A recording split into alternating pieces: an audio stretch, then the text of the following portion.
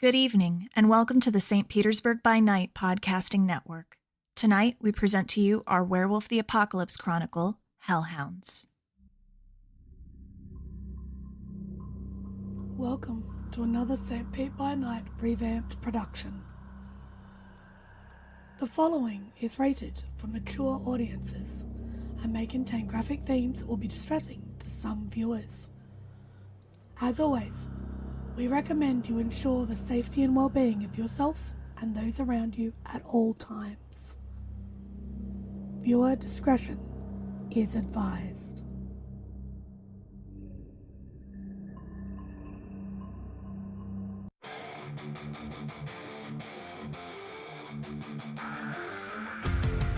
In the heart of night, we rise from shadows, howling at the moon, igniting our battles, cleansing Gaia of an endless bite, until our final days we will fight. Thanks, man, we stand united as one.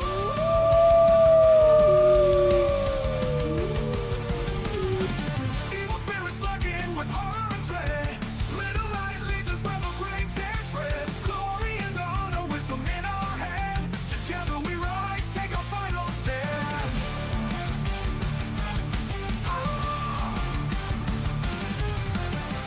Everywhere we run, the wind is at our back. All the world's forces we will track.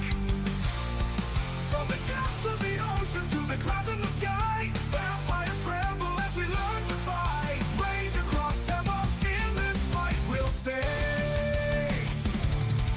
Evil spirits lurking with horror and dread. Little light leads us where the grave dare tread. Glory and honor, wisdom in our hand. Together we rise, take our final stand.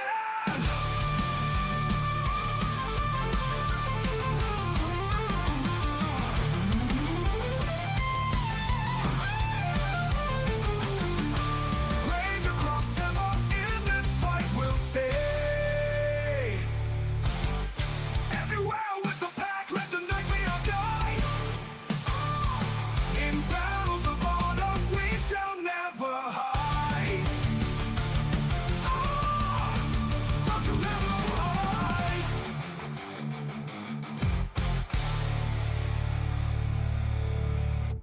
Good evening and welcome to the St. Pete by Night Entertainment Network, where we play St. Petersburg by Night, a massive multiplayer 5th edition World of Darkness chronicle set in the city of St. Petersburg, Florida. My name is Kent, also known as Kent on all social media. I am the lead storyteller of St. Petersburg by Night. And tonight is Friday night, and you know what that means. It's time for Hounds, our second Werewolf the Apocalypse chronicle set in the city of Tampa, across the little body of water known as the Tampa Bay from St. Petersburg, and it's where a group of young guru have arrived as reinforcements of sorts to the Sept of the Evening Star all the way from Hell, Michigan. And they have been put through the paces as of late under the training tutelage of one Charles Albrecht, the warder of the Sept. But that tutelage has come to a head, as now it's time for a pop quiz. And this pack has woken up on a ship in the middle of the Gulf of Mexico, where they have just been informed that 5 very hungry vampires await them, and they must survive this ship in order to move on to the next phase of tutelage and training.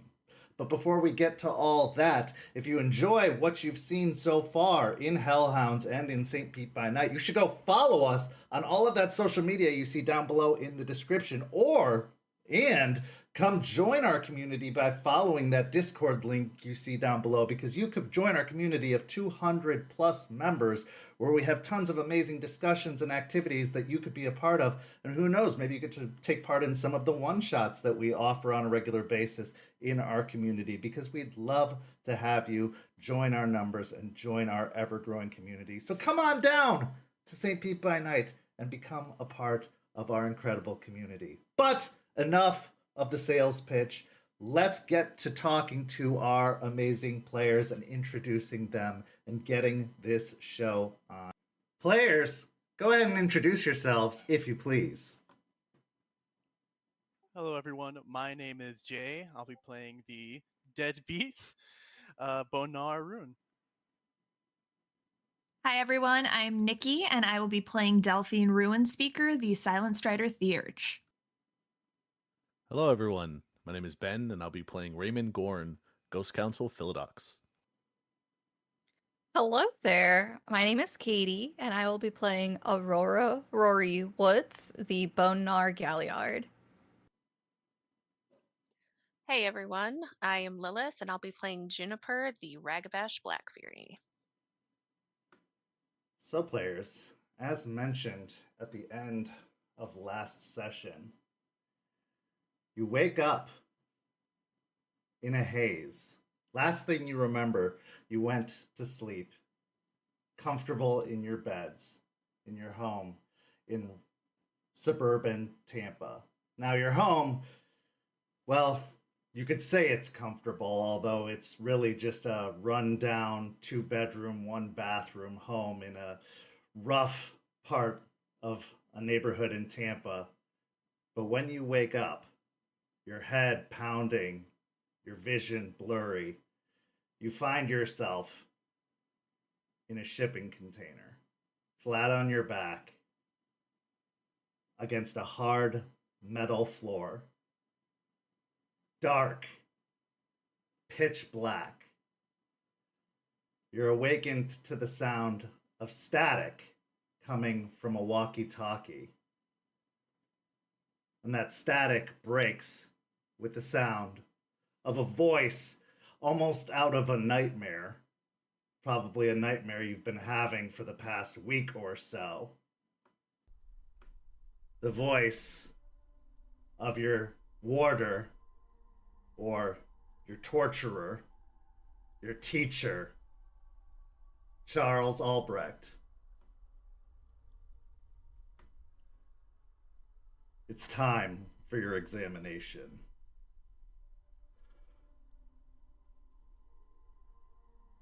There are 5 leeches aboard this ship.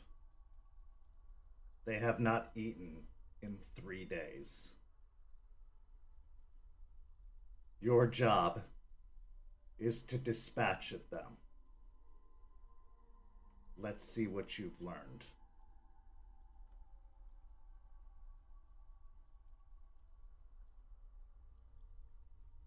Delphine lifts her head up off the cold metal floor and looks around towards the source of the sound. Assuming is it like, are we able to see? Are we like in one of the containers? So is there any light at all? It's very, very dark. You can possibly see the little green light on top of the walkie-talkie over in the corner, but otherwise it is pretty much pitch black in the container. So there's an ambient light coming off of it, which might provide just enough light for your eyes to adjust to see maybe the outlines of your fellow pack members within the container, but otherwise it's pretty much pitch black in here.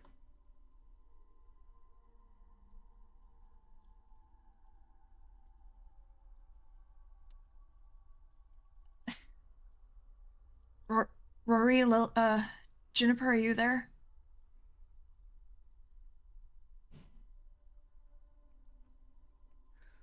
Rory will sit up and mutter a few swears under her breath. Yeah, I'm here.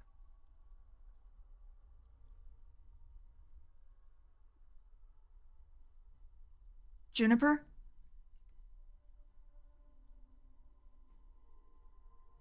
Fuck. And she'll start fumbling around, trying to feel for everyone's like bodies, trying to see who is like who she can like is closest to her that she can reach out to. As you're fumbling around, you feel Rory almost immediately to your right, hearing her voice close by.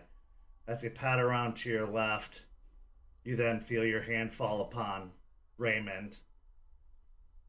Then, reaching out in front of you, there's a bit of empty space. This is a rather large shipping container. But as you continue to fumble forward, eventually you feel yourself hit a big, thick foot, bare foot, that can only be one person. Deadbeat.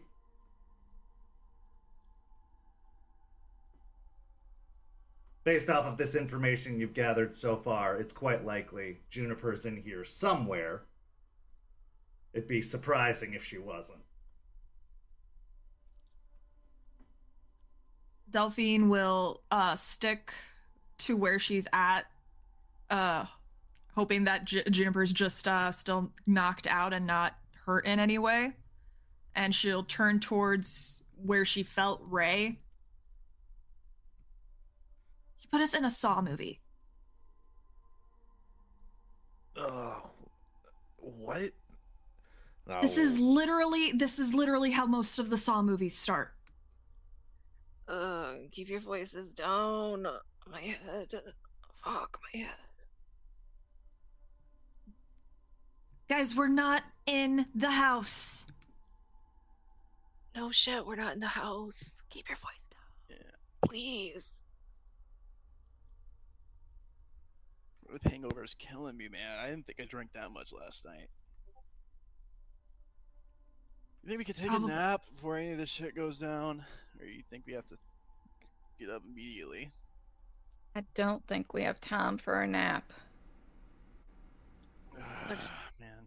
Yeah. Fuck, what's that over there? Is that like... Where's that light coming from? I'll sit up and reach behind me, feel the wall if it's right there. Yeah, you can feel the thick, like steel wall. I'll use it to help me get up a little bit and stand up in the container, and blinking a little bit and coming to the realization that it is absolutely pitch black in here. I will activate my Eyes of the Owl. Calling upon the gifts of the owl, your vision quickly clears. And you can make out the features, and you do know that you are inside of a shipping container. Now, it's not extremely big, probably about 15 feet long, about 8 feet wide. A typical large freight shipping container. There is a big hinged door down at one end, flat wall down at the other. You can see the walkie-talkie still on over in one corner. You can make out the features of your fellow packmates around you. Everyone's accounted for nearby. The only one that's missing is Stakes, who is not present with you in the shipping container currently.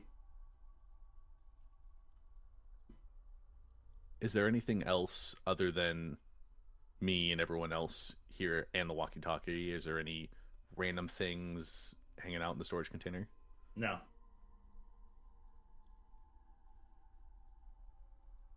Okay. The storage container appears to be empty except for us and that walkie-talkie.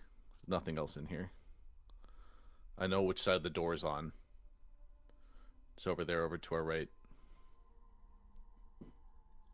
Delphine will actually go towards the source of the light. She's going to find the wall first and use that as a means to navigate so she doesn't trip on anyone. Roll me a dexterity and awareness. However, since you do not have Eyes of the Owl, it is going to be at a -2.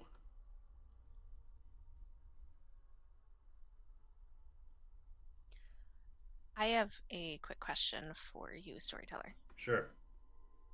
Do you want us to roll to see how we're doing coming off the effects of however we got here? The effects actually wear off extremely quickly. This was a mild sedative. And with your werewolf healing capabilities, it wears off almost immediately. You've been out for a while, so it's going off pretty quickly. Okie dokie. I got 2 successes.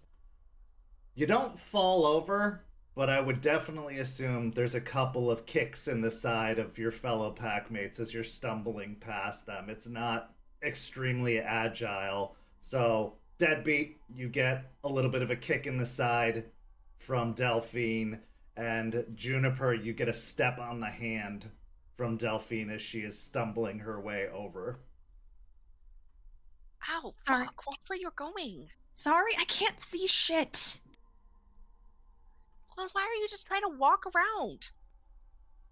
I need to get the walkie-talkie. Okay, but like find the fucking wall and go along the wall. Jesus. Not on my hand. I'm sorry. Rory, hearing that Ray can see, she's going to turn into the direction of his voice, and she's going to sign. Do you know sign language? No, I do not. And if he doesn't respond, she's going to be like, well, there goes that.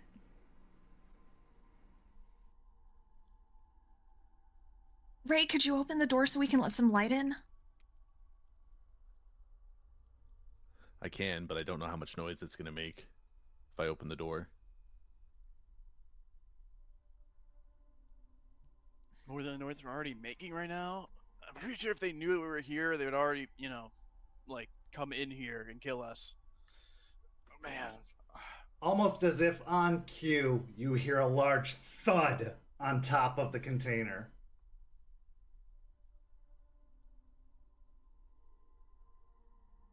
I'm not opening the door now. Have I reached the walkie-talkie? Yes. I'm going to pick it up and fumble for the switch to talk through it. Can we at least know what time it is? It's pretty safe to assume it's nighttime.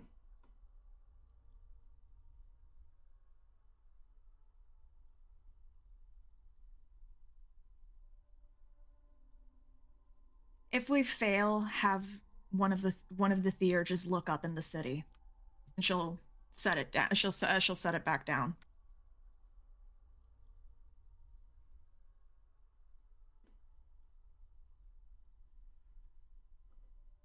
You think if we just stay in here, they'll just leave us alone? No, they've been starved for 3 days. They're not going to leave us alone. They'll find a way to get in, and we'll also fail. And I don't know which is worse, having to go to Charles with failure or getting ripped apart by leeches. I mean, they both sound like a death warrant. Okay, I think you're giving Charles way too much credit here. I don't think we're gonna die. Just having to go to Charles with their heads or with their tails between our legs, like, fuck. Well, then we better do a good job on this exam and kill all these leeches. Well, you go first then. If you're so confident, you're so scared of Charles, why don't you step out first? I'm sure nothing's just standing above the door waiting to chop your head off. No. Instead of bickering, can we at least come up with a plan? Act like a team for once? We should let it come in here. But we can't see. Neither can it, maybe?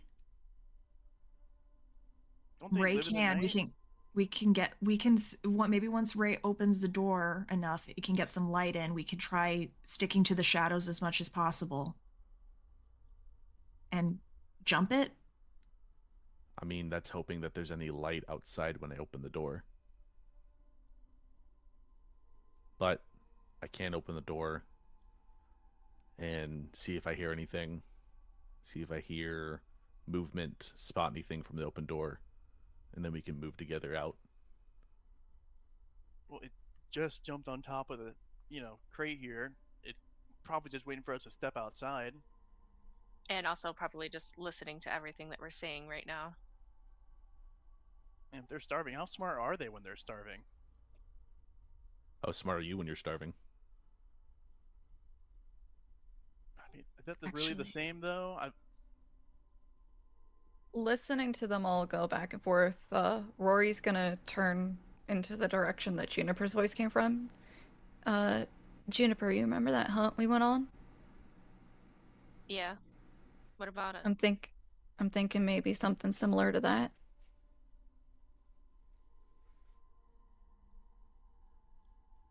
I see what you're saying. It's a little bit different though, because they won't be running away. Yeah, but if we can get one of them to chase one of us, can give the rest of the team a chance to jump them.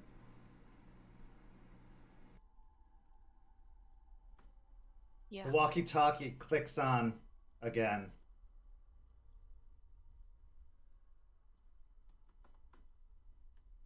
And Charles' voice comes through.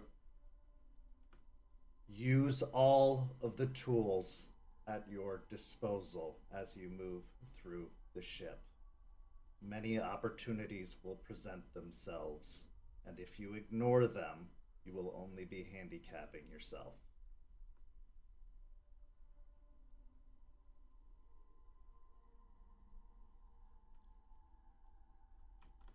I have an idea. I can help whoever opens the door open it silently. And what if we have Charles, we tell him to just speak through it in 2 minutes, and they'll follow the sound of the voice after we throw it out.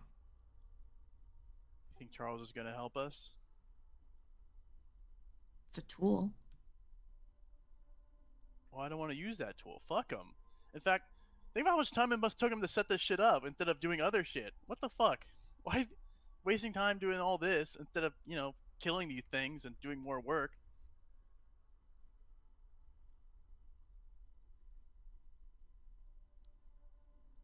Ray? I mean, it's not a bad plan. The less noise we can make when opening the door is good. I can open the door and see if, like I said, if I can hear anything. We can, but does your ability let you silent the throwing of the walkie-talkie? Because the leeches will hear that if we throw it. It's it's within 30 feet.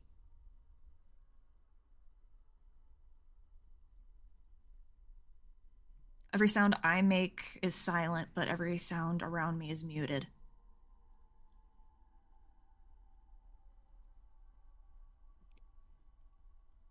Delphine, why not use that fancy trick you used on the last mission we had to get us out of here? Can they see in? Can they go in? I don't know.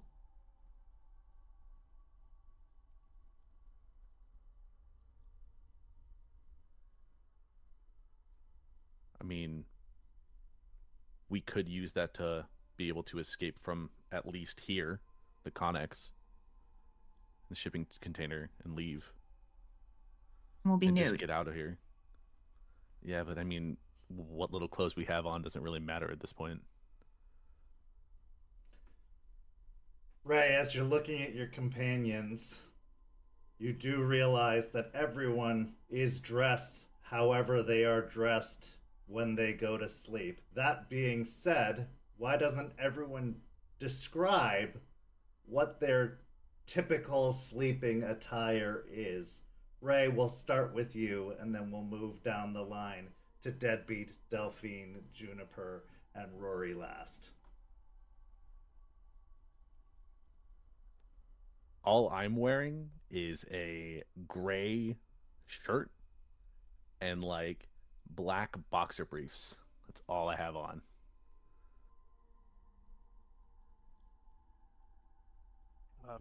For Deadbeat, I'm not wearing a shirt at all, so it fully shows off these what look like tribal-looking tattoos on one of my arms.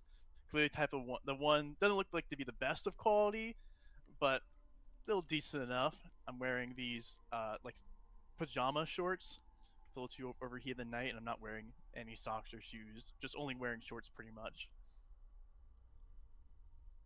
Delphine is fully covered in a long sleeve sweater with flannel PJ bottoms and thick cabin socks.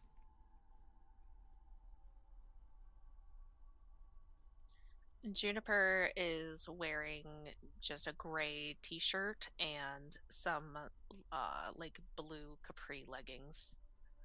no socks or anything like that.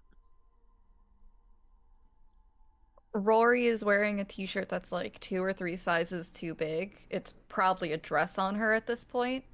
And she would have like a sports bra and like boy shorts on underneath it.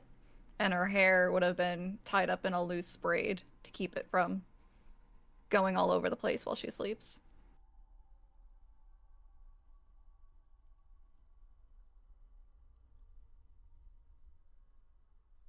So we can either use your one trick to make everything silent while we open the door and leave that way, investigate, or we can try what we did last time and step through to the other side and try to maneuver the ship that way. I say we do the silence trick. Okay.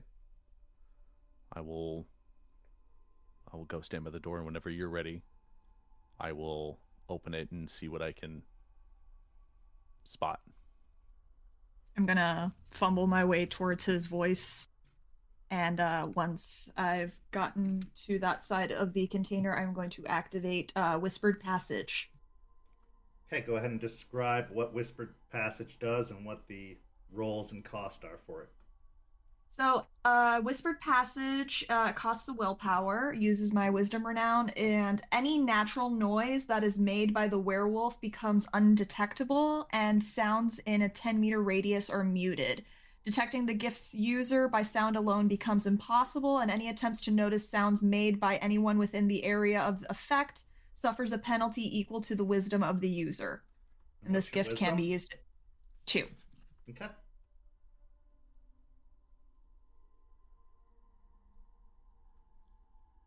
So go ahead and spend the willpower. And who gives you this gift? What spirit? It is a cat spirit. Okay. So as you call upon the cat spirit, asking for their blessing, you summon this gift, attempting to mute and silence or quiet the sounds around you. Everything dulls and grows quiet in the surrounding area. Ray, as you maneuver the lock on the door, at first it sounds like it's going to make a grinding, scraping sound, but as you do so, it still does make a little bit of noise, but it's a lot quieter than you expected it to be.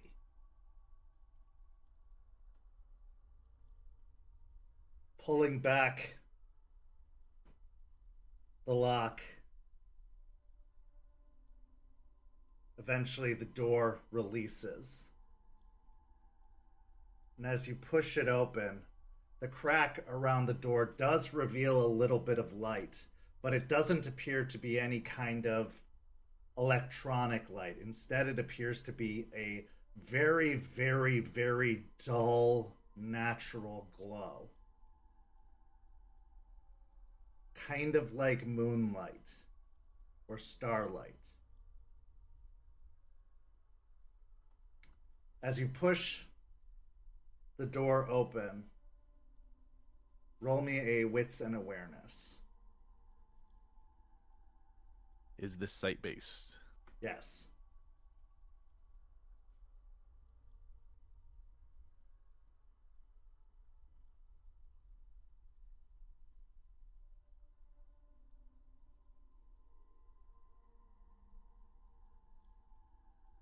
Six successes. Fantastic. So, the source of the light appears to be coming from a large gaping hole in the side of the ship, because you find yourself in the hull of a boat. You are in a massive room in the hull of a large ship. There is a gaping hole in the side of the ship. The light is from the stars and moon outside of the ship and it's streaming in through the hole towards the door of the container. The rest of the room is pitch black otherwise. But this ambient light from outside is providing just enough to give you a vague idea of the rest of the room. There is some other containers in the area, but for the most part, the rest of the room is rather cavernous. What you can make out is a lot of stains on the ground. Rusted, old, brown stains. Quite likely old blood stains that have dried on the ground. At the moment, you can't make out any other figures moving in the area. Roll me a dexterity and stealth roll as well. Now I will give you a +2 dice bonus based off of her gift to benefit you, considering that the sound is muted.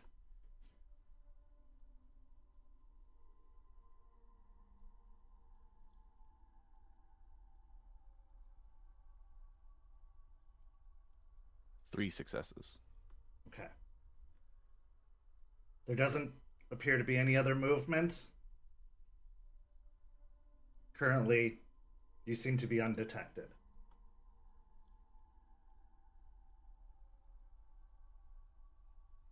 I'll lean over close to Delphine so I can whisper in a quieter voice. It doesn't appear to be anyone around from what I can see. Delphine, you can't hear anything.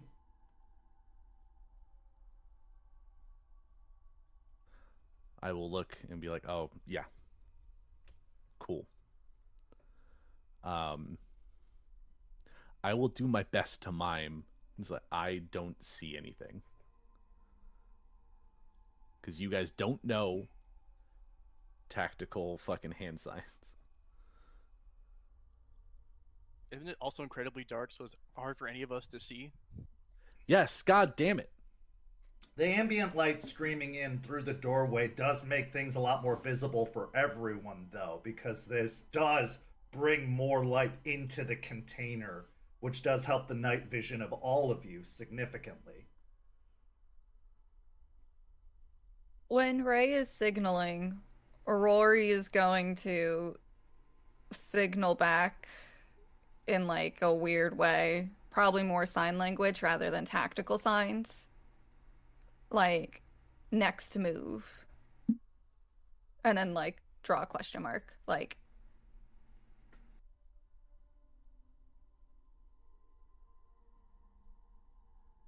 Delphine looks at the walkie-talkie, and she's going to walk it over to Juniper and hand it to him. And she is going, or hand it to her, sorry. And then she is going to look at Ray, and she's gonna touch her own chest, and then she's gonna like mime that she's going to sneak a little further so that they can communicate. And I will, if anything, I will make myself bait in this moment, and I will start sneaking further away from them towards the other side of the room that's still within the light. Before you sneak fully out, I'm going to grab your shoulder. And I will point at Deadbeat and try to mime to go with her.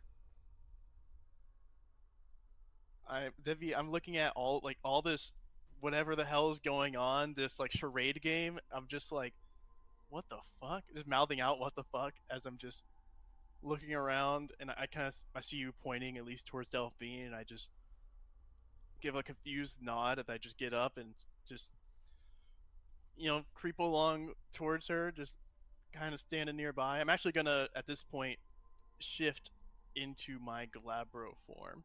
Okay, go ahead and make the rage check. I'm actually going to do the same.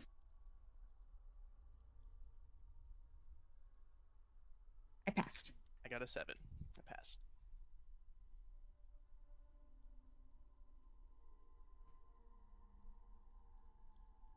Seeing the others start turning into their forms, I will also do the same.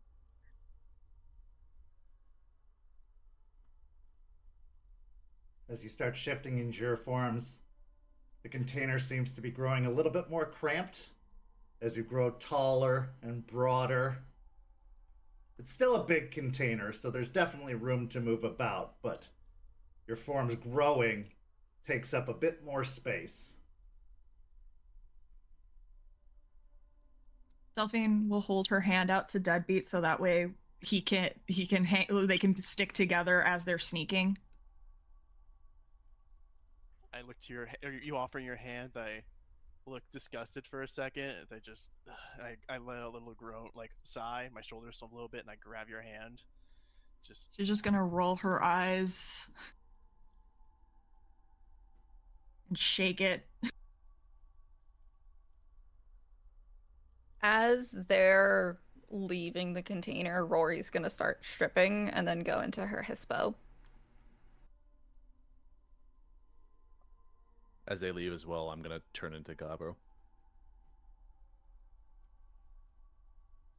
Okay, make the rage checks. I'm good.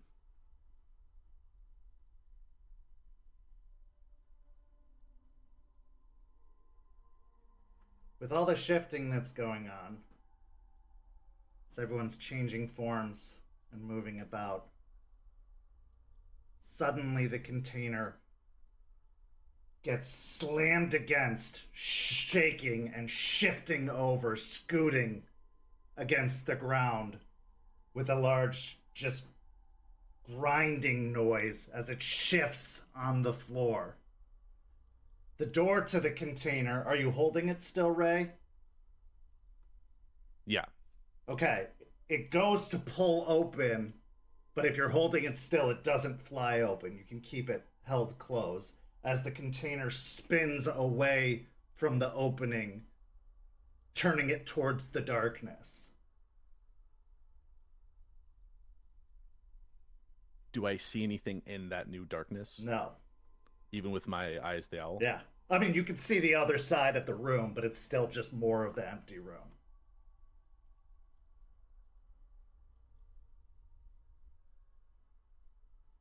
But now you can feel the container being pulled towards the opening in the side of the ship. As soon as I feel that, I was gonna say, so they're on so they're pulling from a complete other doorway, right? They're on the outside of the container, pulling the container towards the gap in the side of the ship, as if they're gonna dump the container out the side of the ship. Yeah, it doesn't sound like they're like right outside the door, like pulling it from the door, more like from the side. Yeah, outside the sides of the container, yeah. Okay.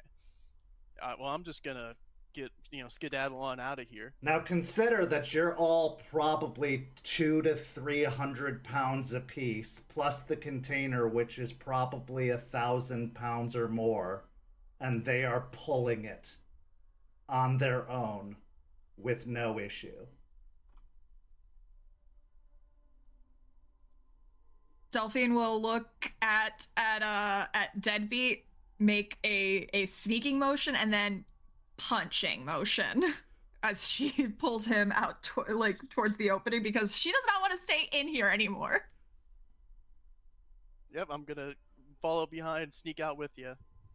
I will let go of the door and go, because now that we're exposed to darkness, and I'm sure the light is a lot less, I will go and grab Juniper and Rory and kind of help lead them out towards the exit in a rushed manner.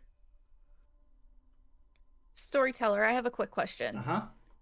Would this motion, by any chance, be potentially setting us off balance in any way, or no? Definitely. Then can I spend a willpower and activate cat feet? Yeah. Cool.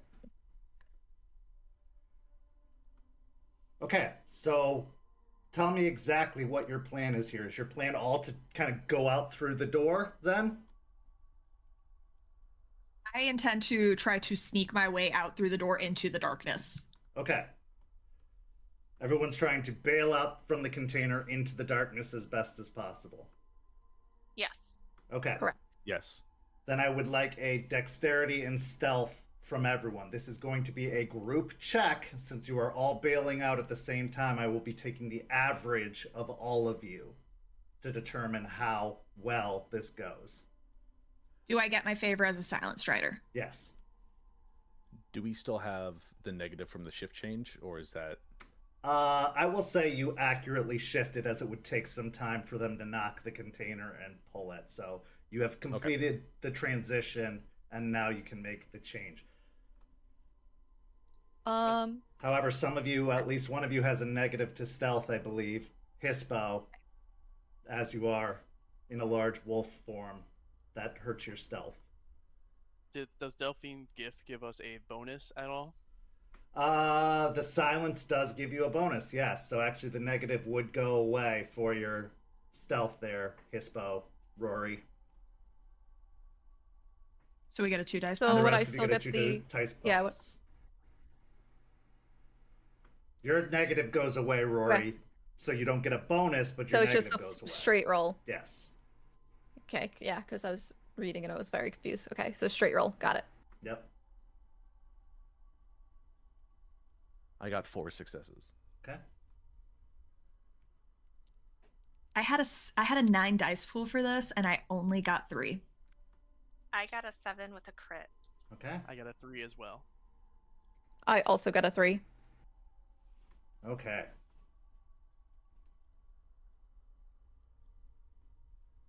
So.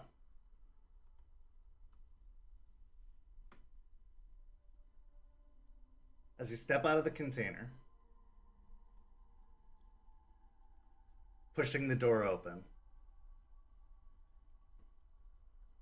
you do so in time to make your way out into the room, ducking into a series of boxes and crates on the other side of the room. As you watch the large shipping container you came in get shoved out through the hole in the wall and go dropping into the water down below. In the room in front of you stand 2 seemingly regular humans.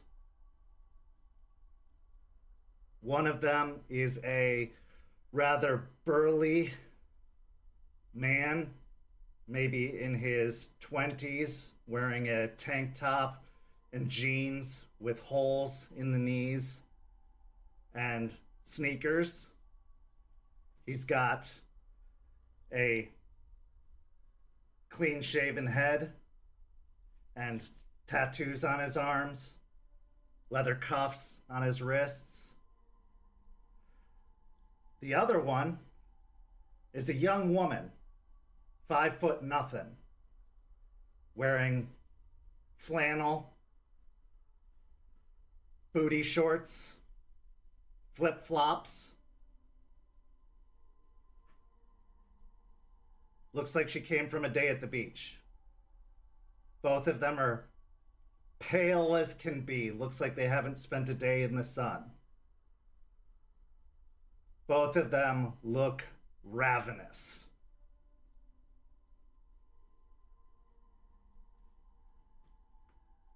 And both of them are staring in the direction of the crates that you have escaped into.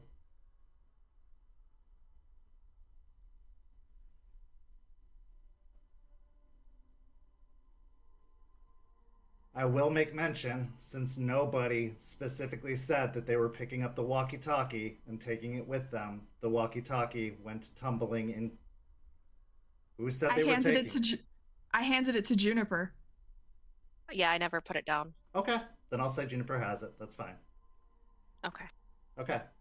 So you have the walkie-talkie. That's good. Okay. The woman speaks up. Come out, wherever you are.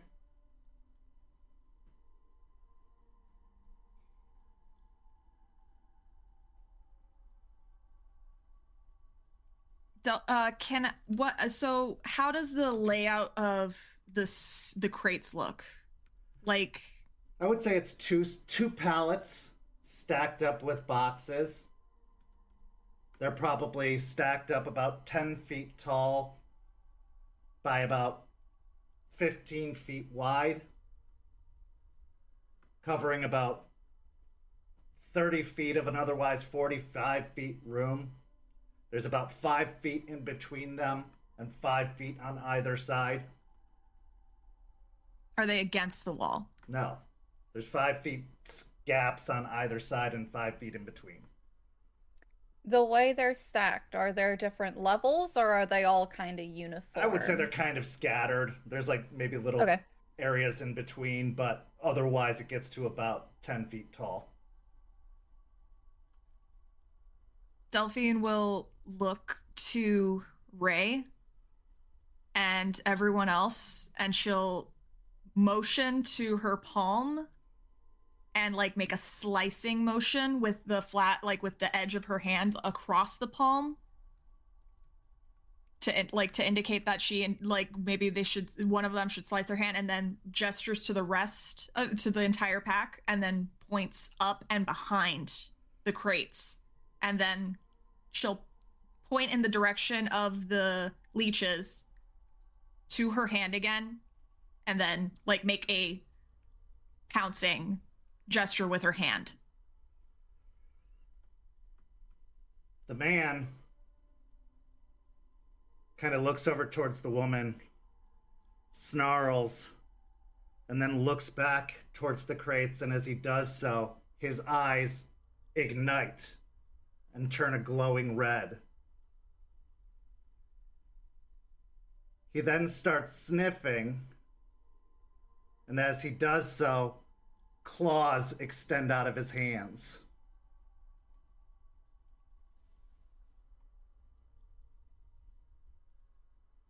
I will nod at Delphine and I'll kind of motion 2 of us to go, 3 of us go above. Rory will motion her head up, trying to let them know that she'll take above. As like seeing everyone motion everything, I'm just gonna, especially like this jumping thing, I just kind of shake my head and I just look to the boxes and I just do a pushing motion as I point to them, as I'm just going to give a thumbs up, and then I'm gonna point at Ray and kind of point like in between the boxes, like a little bit right in front of the boxes, and then I'll get ready to like kind of put my hands on the boxes to get ready to push it.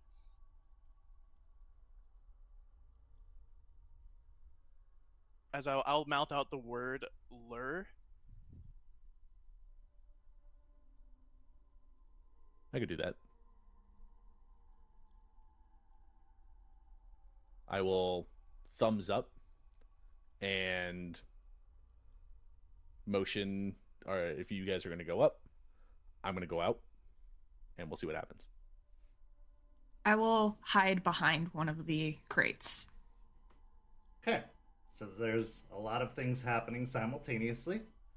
So why don't we have everyone declare their intentions one at a time, since it seems that we are going into combat now with our first round. Ray, it seems like you intend to be bait in this particular instance, but from what I can tell, the plan here is for Ray to lure them in, Deadbeat to push the crates on top of them. Is that my guess? Yes, to just topple the crates on top of them to either hurt them or to at least pin them down for at least a moment to give us an opportunity. Okay, and then what's this about going up? People going up? There were a lot of possible plans here. If that's still the plan, then Rory will go on top and wait for Deadbeat to push the crates to pounce, in a sense, like use the falling of the crates to pounce on the other one if it doesn't work. Okay, well, there's 2 stacks of crates, so are you pushing one of the stacks? Is that what I'm understanding? No, I'm gonna go on the opposite one. Okay. So this way, when the crate falls, if the other one tries to escape, I'm gonna pounce on them. Okay. So, Ray, as you step forward, the two leeches look towards you, unmoving, and the woman speaks up. Where's your friends?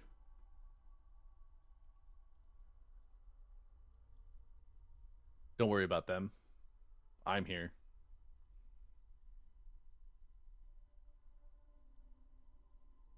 Is that right? Let's go. The man steps forward. I like a challenge. And he starts to move in to engage. The woman stays back.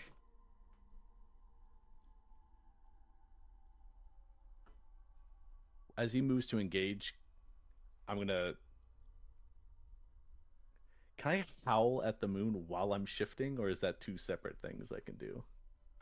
That would be two separate actions. You can howl at the moon. I believe howling at the moon is a free action that you can do. Shifting would be a 2 dice penalty action. But you can also take an action on top of that. So if you want to howl at the moon, yes, you can do that, then shift. If you want to, yes. Okay. Then, yeah, I will howl at the moon. Okay, that'll give you 1 rage. And willpower back because I have the Moon Quicken. And then I will switch to Krynos. Okay. So that'll be a 2 rage action.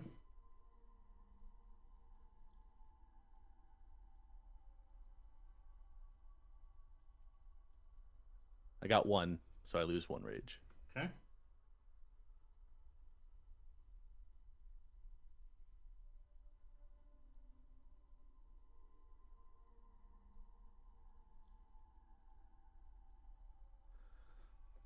As I grow a couple more feet of my usual height, my weight redistributes a little bit. My muscles and my shoulders grow broader. The hair from the glabro just goes all the way down all across my body, and my clothes rip, and across my chest and my back is just full of scars, claw marks and bite marks all across the back and the front, and up to my shoulders as well.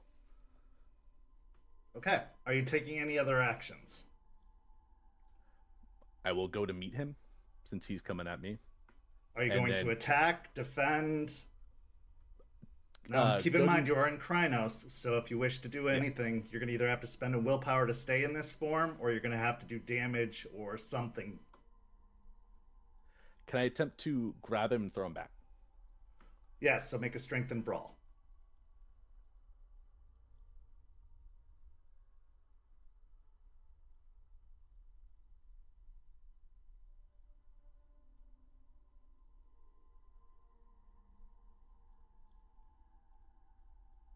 And when I say throw back, I mean like throw to the crates so that way Deadbeat can push.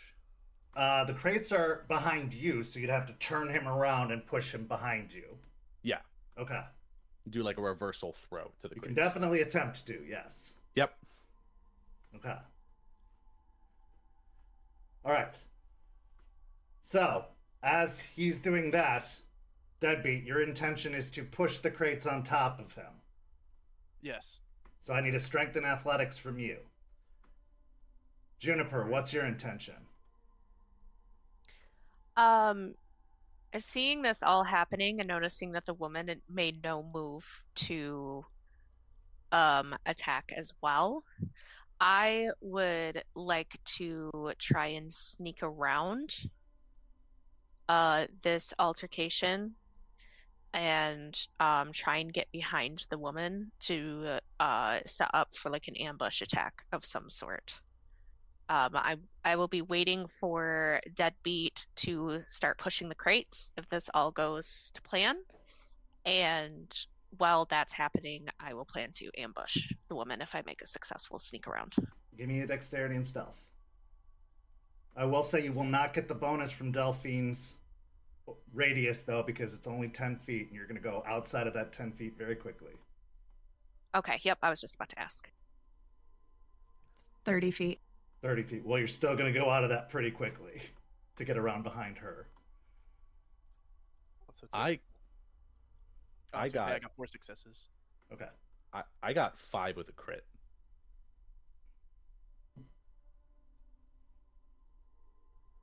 I got 6 with a crit on that one. Okay.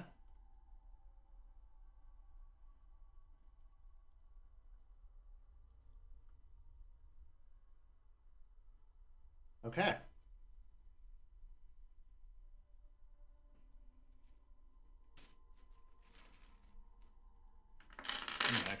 I'm gonna actually have to roll some dice myself.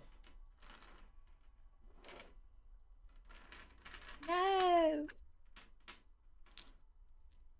Don't tell me what the crate dice pull is. I don't want to know.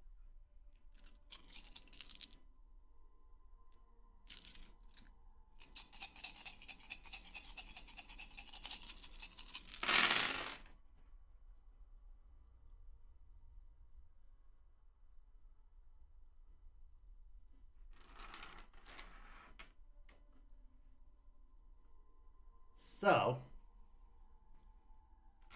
oh, well, let's resolve everyone else's actions first.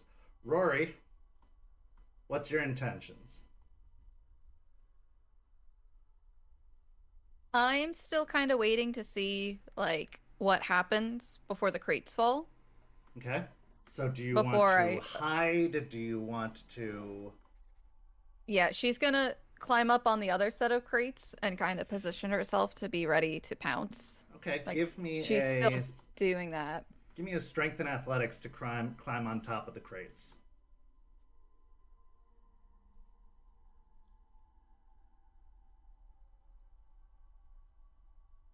Glad I'm in Hispo for that 2 dice bonus. Yeah. Does help.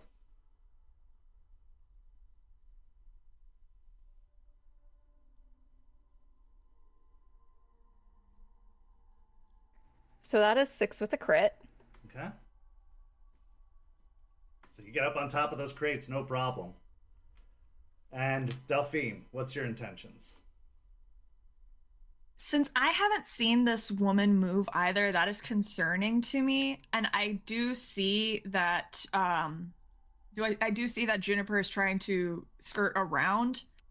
So I would like to try to distract her by doing what I had suggested initially, which I'm gonna like slice into my hand a little bit with the end of my my claw, like my sharpened fingernails, and just like put like smear some blood on the crate to kind of just get her attention, because the scent of blood, they've been ravenous, so I'm trying to distract her with her hunger.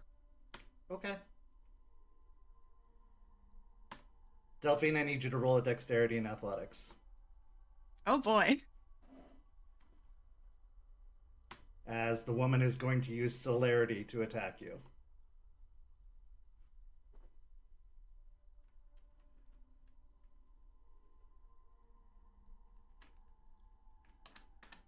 But let's resolve things one at a time. Ray. With 6 successes, the gangrel is going to overpower you with his claws. As you try to grab him and throw him, he instead is going to dig his claws into your arms and force you backwards as the crates start to topple down on top of you. Both of you colliding down on top of you, except the crates seem to have no effect as they just drop, bouncing off of both of you. Not really having much effect as you are both large, and 4 successes doesn't really have much effect compared to both of your 5 and 6 successes effectively. Juniper, you successfully do sneak around in time to see her disappear from sight. Delphine, what did you get? So it's either 1 success or a brutal result, because I got a 1 and a 2 on my rage dice. So it's either a 1 or a 5. Okay. So, what are your verbs and adverbs? My adverbs are contemplatively, intuitively, and ritualistically, and my verbs are scout, deliver, and sabotage. Yeah, so so none maybe of those help you. I'm sure maybe I'm intuitively sabotaging her. Not in dodging. Shit. Sabotaging Juniper's plans, that's for sure. There we go. I'm sabotaging my pack mate. Okay. So she is gonna roll a willpower or spend a willpower.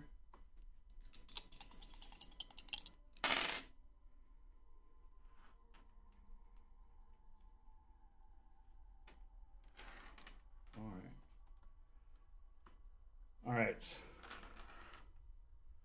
With celerity and potence combined, she is going to slam into you, driving you back against the side wall of the ship, denting the side wall of the ship as she bites down upon your exposed, clawed open arm, doing 2 points of aggravated damage with a ragged bite, tearing open the flesh of your arm as she bites down. She now has you grappled and pinned, and her teeth sunk into your arm. Noted. So not a Toreador.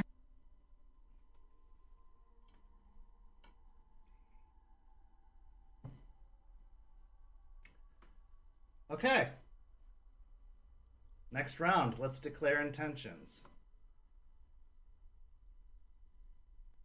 Since I'm technically grappled, we both have a hold of each other. I'm just gonna bite down on his head. Okay. Yeah, then give me a strength and brawl again. Deadbeat.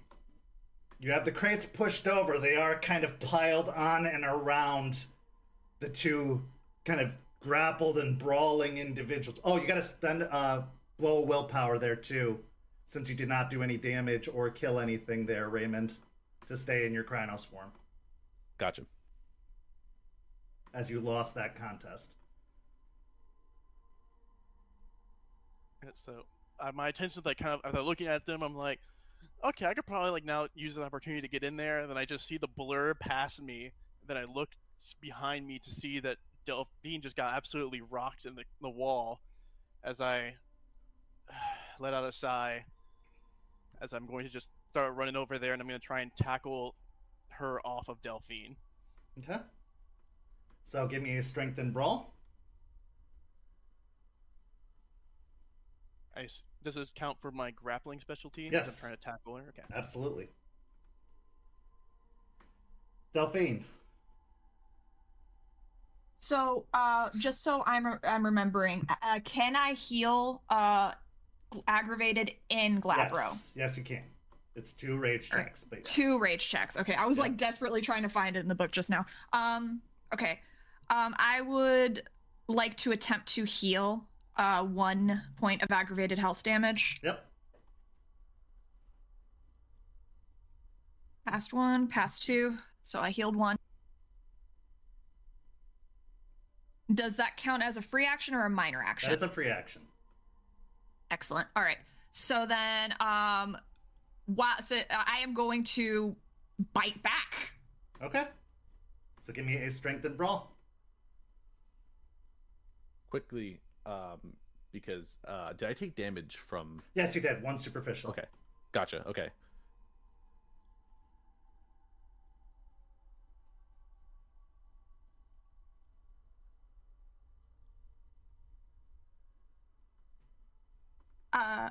We'll get to your roll. We'll get to your result in a second. Juniper, what's your intention? You see Ray tangled up with the man in front of you. On the opposite side of them, on the far wall, Delphine is tangled up with the woman, and Deadbeat is headed towards them. And Rory, the big wolf Rory, is up on top of the crates. Before I do anything else, I remember that Charles said that there's like 5 Correct. leeches on the boat. Can I do a wits and awareness? Sure. Okay.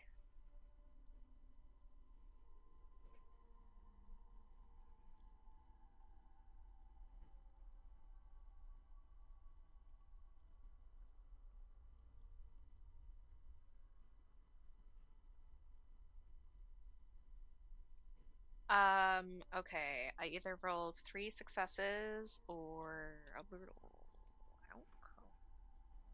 With 3 successes, you are able to see just the 2. You do not detect any more than that currently.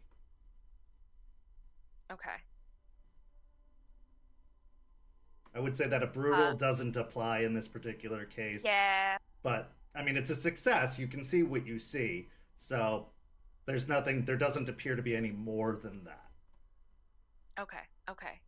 Well, with that, But this is a rather large ship, and you can tell you are just in one room. This isn't even the full length of the boat of this room.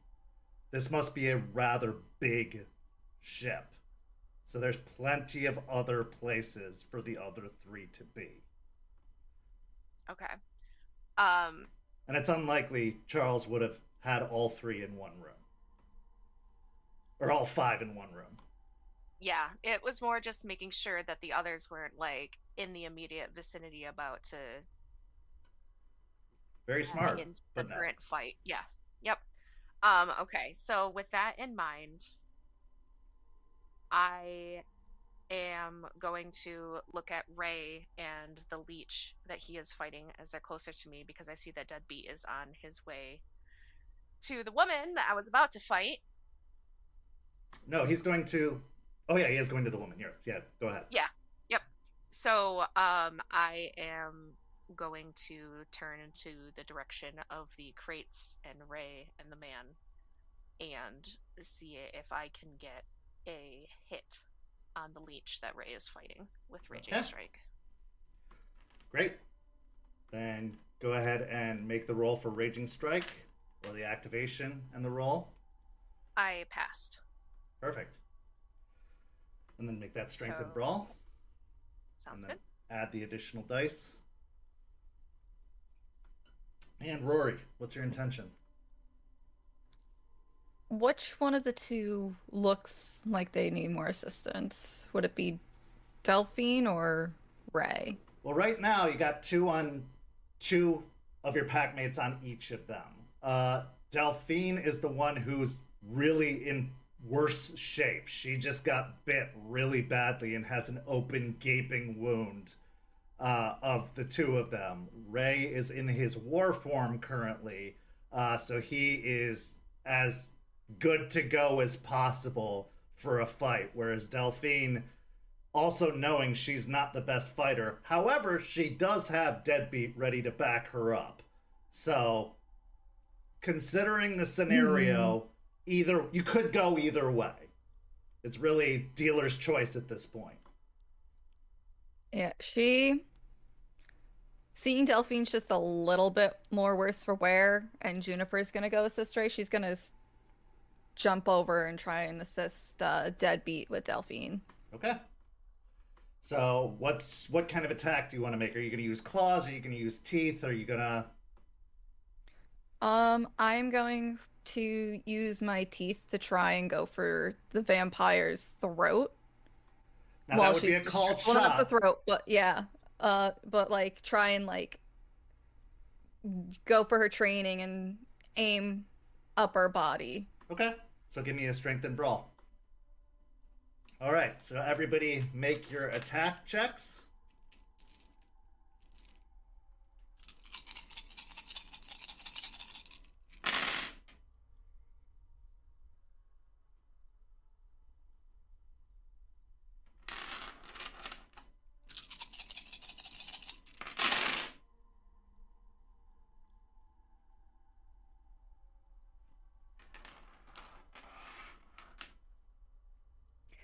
I burnt a willpower, but it didn't help.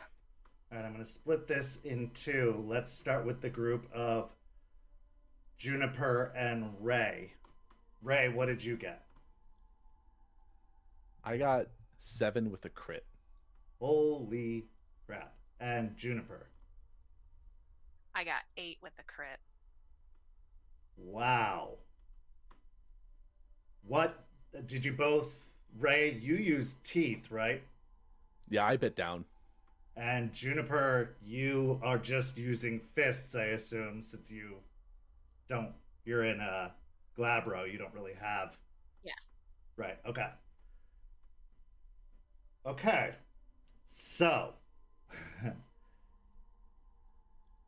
Juniper, as you strike in the back with a big fist to the back, it sends the man kind of reeling backwards, kind of bending, arching his back, sending a perfect opening for Ray to bite down on an exposed arm and rip the arm directly from the body, sending one of these clawed arms ripping off the side of the body and the torso, just completely tearing it off the side. The man is still standing and still alive, but he is alive as a leech can be, but in very, very bad shape. And I mean very bad shape. Another hit'll do it, most likely, especially if it's that good. But he's in really rough shape.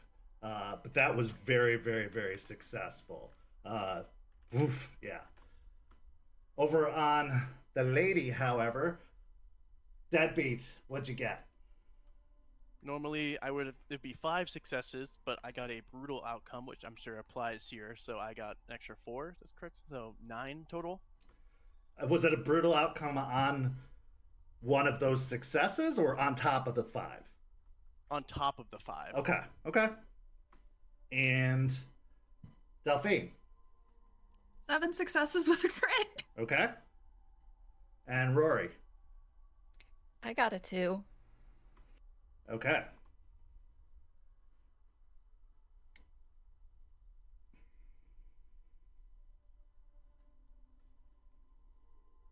Okay.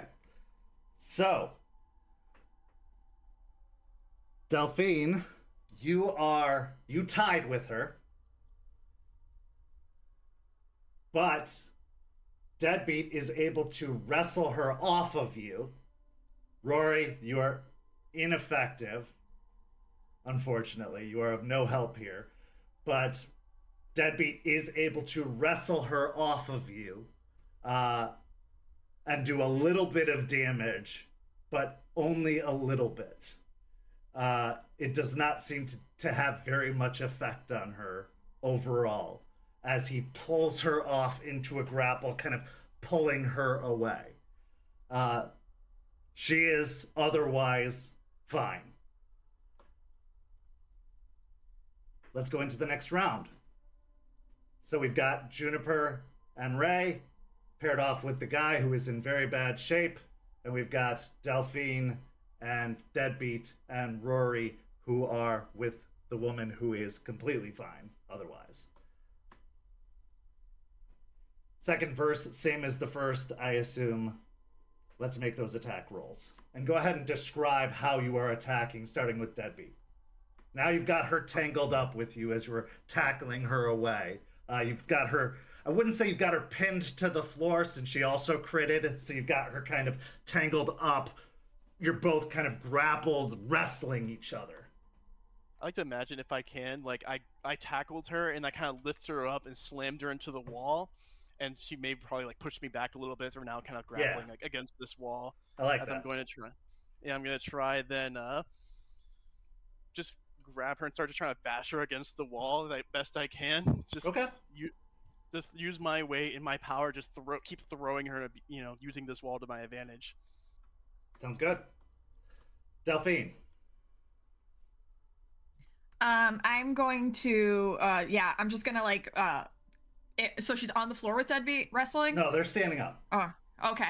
I'm going to try to punch her as best I can, just struggling, and mainly because this is chaos with him wrestling her. Try to get a shot in. Okay. With my fists. And Rory.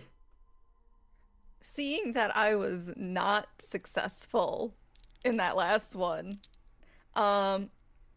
Rory is actually going to, instead of attacking, she's just going to kind of continue to keep a lookout in case the other three make an appearance. Okay, give me a wits and awareness. Over to the other group. Raymond and Juniper, Ray, start with you.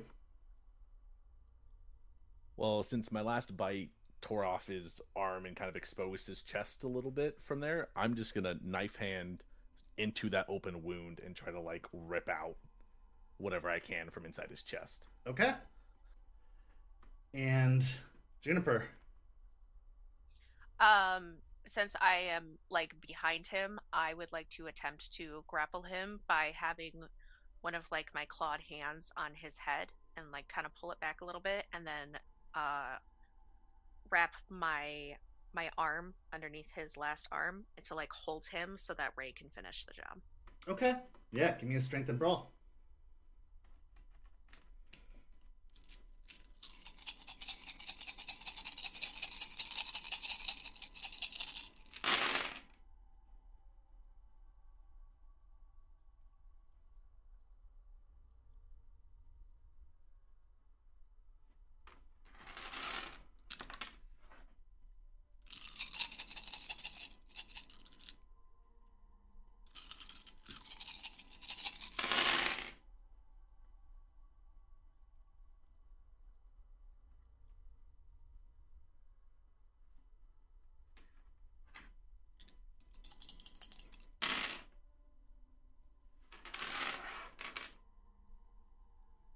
All right, so let's resolve Delphine and Deadbeat first. Deadbeat, what'd you get? 8 successes with a crit. Okay. And Delphine. I got two successes. Their entanglement is too powerful. Okay. All right, Deadbeat. With her tangled up, you are really evenly matched with her. You are able to kind of bash her a little bit, but you are not overpowering her with the force you'd like. Her head hits the wall, but it is not even really denting the wall. Like, it is hitting. She takes 1 superficial damage. She had 7 successes. But it is not doing nearly as much damage as you would like. She is very evenly matched with you. Delphine, you can't even get in there with these 2 juggernauts. Raymond, or Juniper, let's start with your successes, because depending on how many successes you get, it's going to give a bonus to Ray. I only got 5 successes this time. Okay. Ray, how many successes? I only got 3. Okay.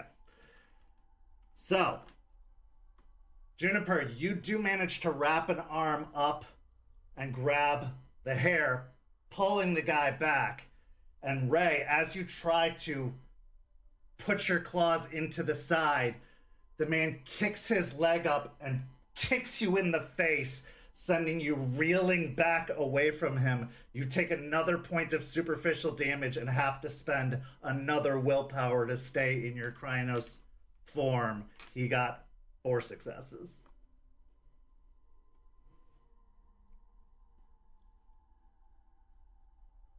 But he is grappled by Juniper.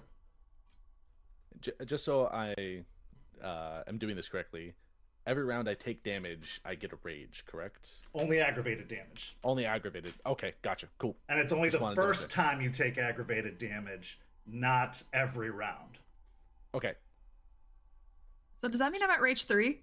Yeah.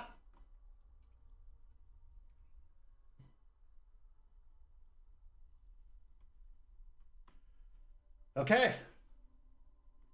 Let's go again. We'll start with Deadbeat and Delphine. Oh yeah, Rory. How many successes? I got 3.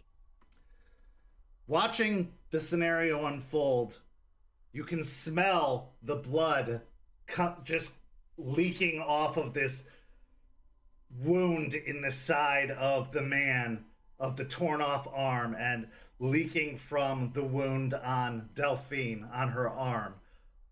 Watching throughout the area, it's still really dark in here. It's very hard to see, the only light coming in from the hole in the side of the ship. But you don't detect any other presence. You can't hear anything, although it's hard to hear with the sound of someone banging against the bulkhead on one side and the snarling and fighting down below in front of you. But there doesn't appear to be anyone else nearby. Cool.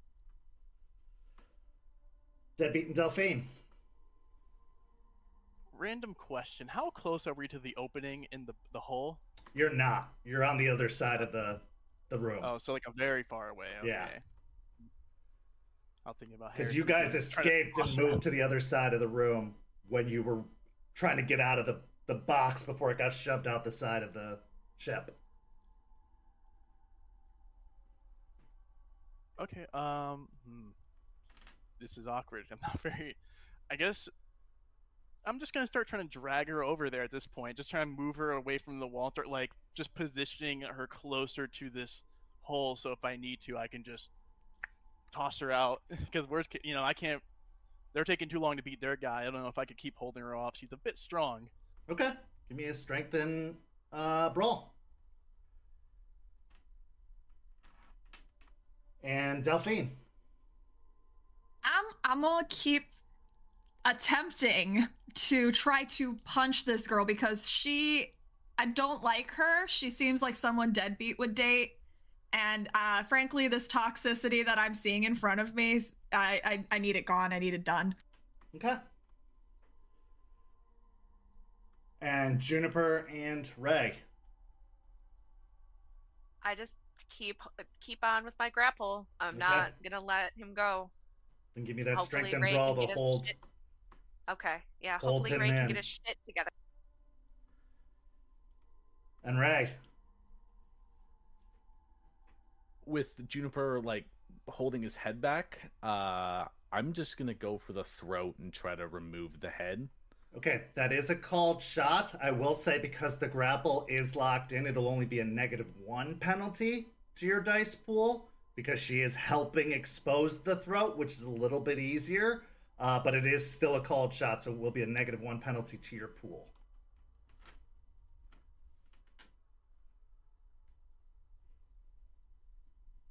And Rory, what are we doing?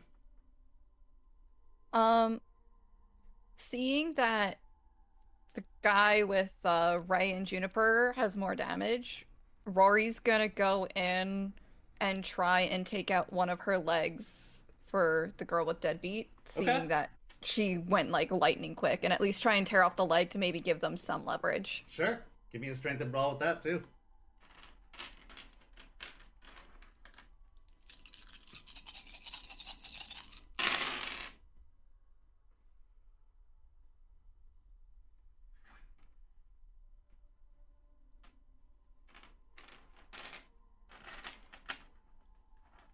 I know you can't see it, but he's smiling way too much, guys. For the audience at home, that this storyteller is smiling way too freaking much.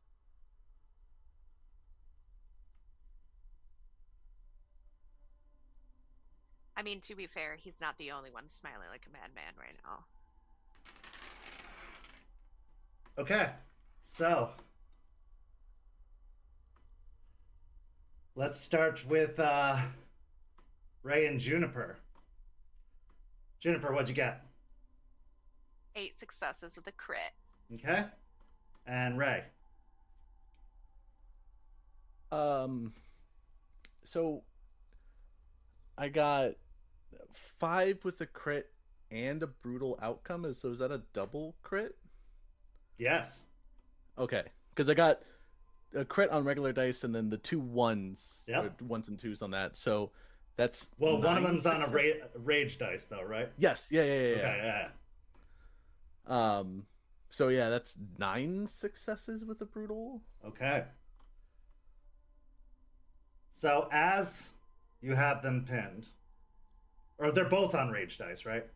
The 1s and 2s? Okay, yeah. Yes, correct, All right. correct. So as Juniper has him locked in, and she releases his head just in time for you to bite down and completely remove the head from the body, tearing it clean off the body of this man. He doesn't ash, but instead decays a little bit. He rots. I spit it out. Yeah, with his head in your mouth, which you immediately deposit to the side, he withers into a husk in your arms, Juniper. But he is dead, very much so, as he is decapitated. Deadbeat.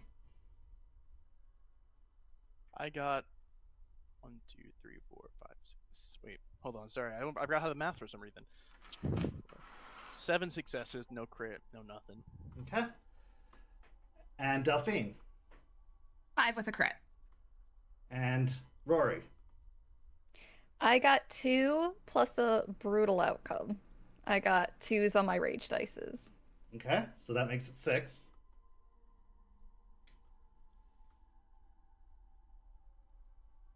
So this is what happens.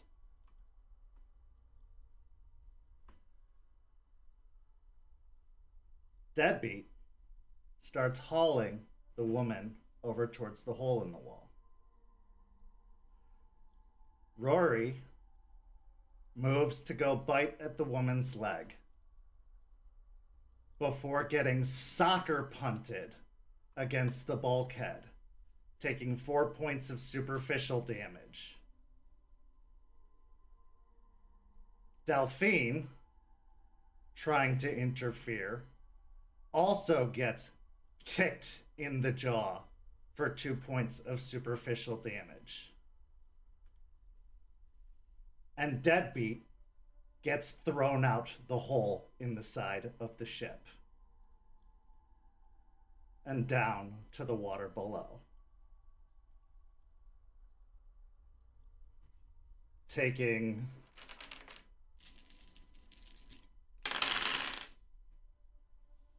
1 point of aggravated physical damage from the fall as he hits the water. She got 9 successes with a crit, or double crit.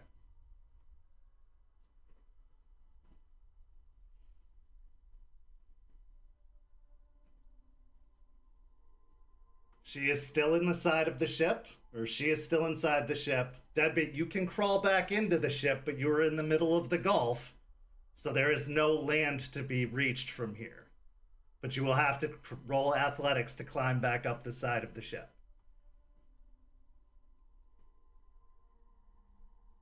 If I can, I imagine, like, as I'm outside the ship, just like I fall, hit the water, it hurt through the crack as I'm just like kind of floating there for a second, sinking a little bit, just the anger coursing through me as I'm just going to start shifting and changing, my hair growing thicker, my body growing larger, the cracking up my bones, reforming, muscle becoming even more dense as I grow a couple feet. I'm gonna transform to Krynos and use my claws to just run into the side of the ship, start pulling myself up as I'm just starting to climb up this ship back up to the hole. So you're going to have to roll athletics to swim to the side of the ship because you were thrown out the side down to the water below. You're going to have to swim to the side and then start climbing. Now keep in mind, in Krynos, every round you don't do damage, you're going to have to spend willpower to stay in that form. Would it be feasible for me to get up in one round? Like to climb up in one round? No, this is a large ship.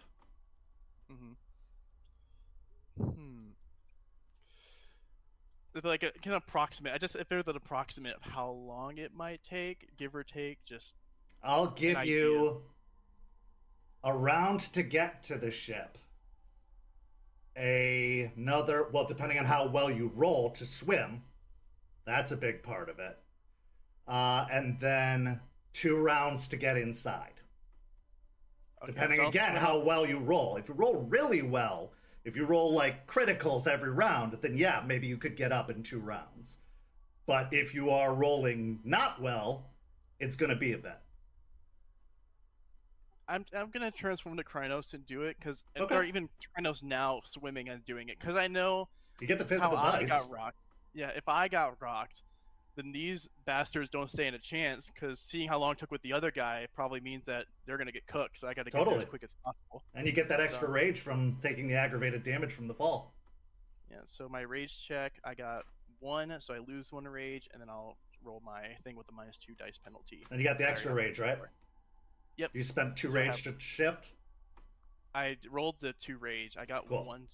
one success and 1 failure, so I'm Cool. at 2 rage, and then I'll roll my. I assume it's strength and athletics. Yep, to swim. I do have a quick question about Yeah. my attack that was done to me. Was any of that superficial damage due to a fall? No, it was just from being slammed Okay. against the bulkhead. Okay, cool.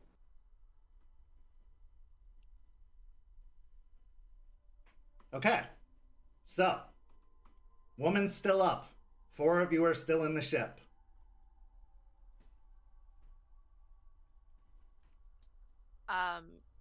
I would like to look and see if the arm that Ray tore off would still be viable as a weapon. Probably not. It is withered, it is decayed, it is like bones at this point, and it is probably very frail and fragile. It's not like it's not like a nice clawed weapon. It decays back to the state of death of the creature, of the man. So it's like a 60-year-old withered arm at this point. Okay. Can I do a quick look around and see if there's anything I could use as like an improvised weapon for like a bat or something like that? Sure, give me a wits and investigation. This will be your turn, though, for this round to find something, because you're going to be sifting around to find something. Yeah. Okay. Yeah, that's okay. All right. And Delphine, what's your action?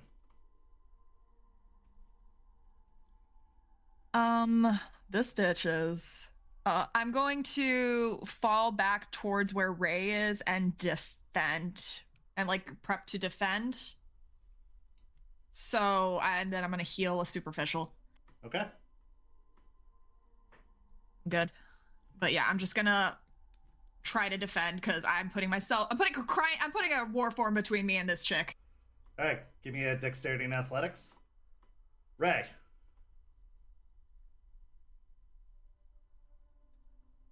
Seeing her throw Deadbeat out of the ship, I'm going to... Is she still standing, like, right by the hole Yeah. of the ship?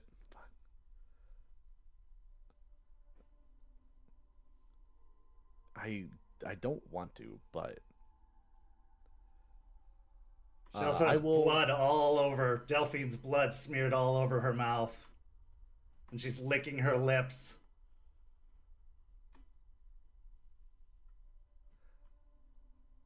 I will take the willpower loss, but I will kind of get in front of everyone and try to provoke her to come at me. Okay.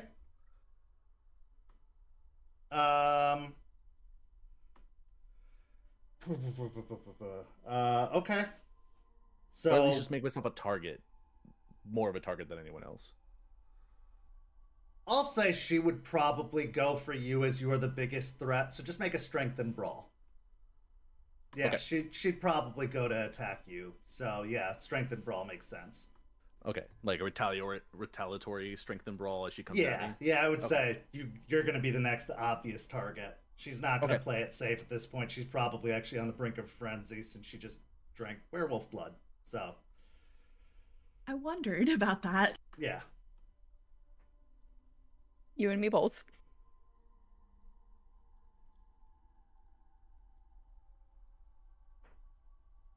And Rory.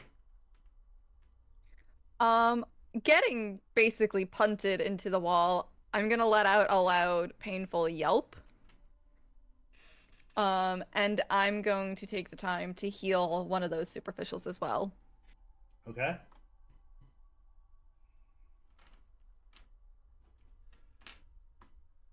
And what's your action besides that?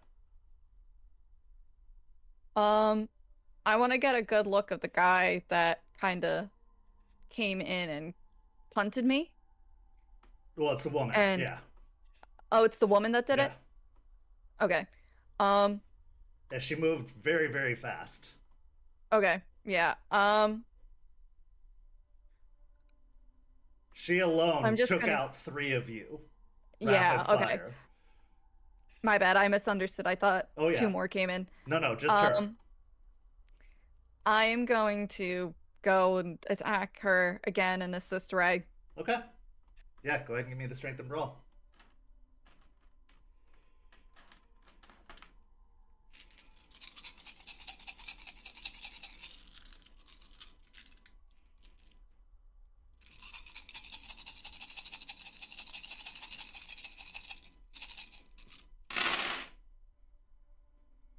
All right, Deadbeat, give me your strength and athletics as you are angrily hauling your way towards the ship in your massive Krynos form.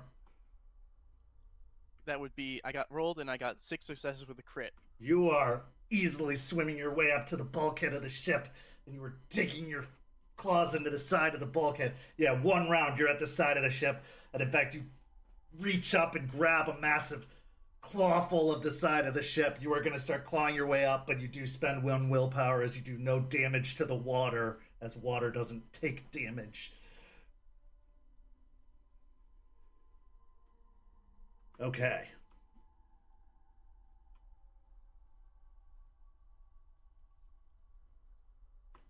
Next.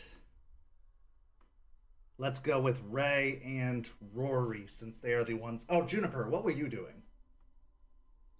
I was looking for. Oh, you were like, looking for a makeshift weapon. Yeah, what did you Yeah. get on your wits and investigation? I rolled a 5, but no crit. Or Okay. but 5. The light is very dim here, so it's gonna take some time, but looking through the crates and over against the wall, digging through, you see that, especially at the wall where Delphine had been smashed against, the pipes that were kind of lining the wall, you're pretty sure if you wrenched one of the pipes free, you could probably turn that into like a makeshift bat or bar. And you could probably use that as a weapon. Hell yeah, let's run it, dog. Okay, so that would take a strength and athletics to kind of wrench that free. All right, Ray and Rory. Ray, what'd you get? I only got 4 successes, no crit.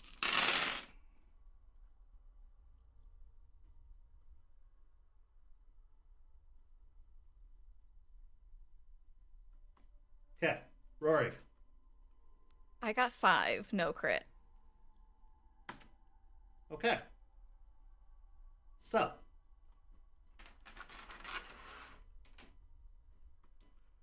Rory, you get smacked aside, taking 1 point of superficial damage. Ray, you get grappled and bit down on, taking 1 point of aggravated damage as she starts to drink your blood.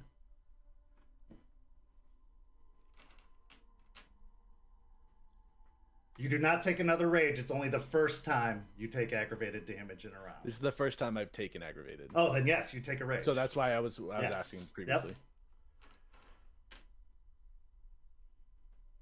But she is grappling you and drinking your blood.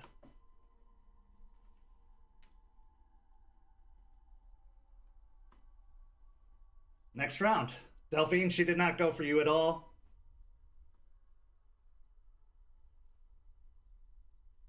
Seeing that she's now biting at Ray, I feel like we have no choice but to swarm her because 3 of us couldn't beat her. So, yeah, I'm just going to try to help Ray as much as I can and just pummel her as best if I can land the hit in. All right. So, Deadbeat, give me that strength and athletics to climb up the bulkhead. If you get a good enough roll, I will let you get up in this round. but it's got to be a really good roll because you are literally springing up the side. This is a very large ship. What'd you get on your strength and athletics to wrench the bar free there, Juniper? I got another 5. I will say that it was damaged enough that you were able to break it free. I'll give you the opportunity to attack this round, but it'll be a strength and melee. Rory, what's your intention? I am tired of getting kicked and at rage 4 now. So I'm gonna bite down on this bitch. Okay. And Ray. She bit me, I'm gonna bite her. Okay, give me a strength and brawl. Deadbeat, what'd you get? I got 7 successes, no crit, no nothing, just...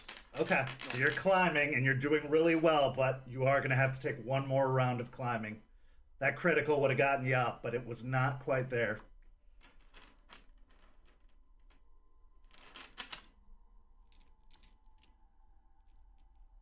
Okay.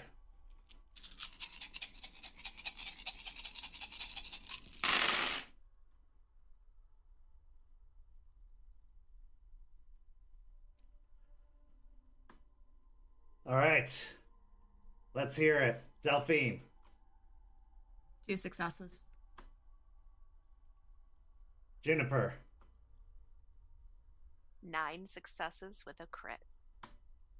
Ray. 7 with a brutal outcome. Rory. 7 with a critical on 2 rage dice. Okay. So.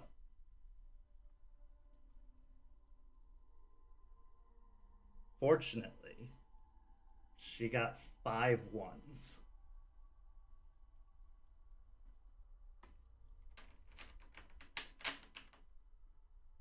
So, as 2 of you were biting, and bites do aggravated damage for the spread beyond what you beat the roll by, it's all aggravated damage.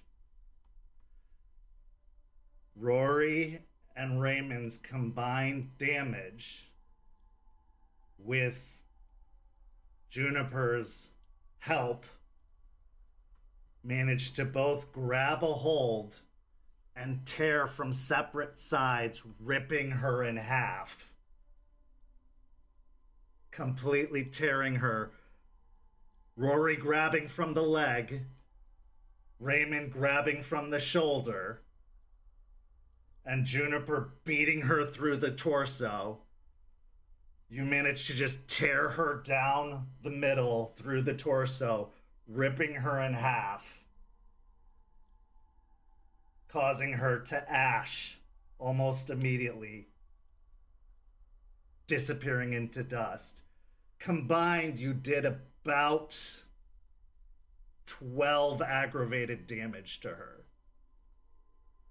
You beat her spread quite significantly, so she ashes almost instantaneously. Now, Ray, you are actively bleeding from the wound, and you can still feel the stinging sensation of her bite, as her teeth are the last thing to disappear. But as Deadbeat crawls angrily through the hole in the wall, and Deadbeat, you do have to spend another willpower. Okay. There is no one left.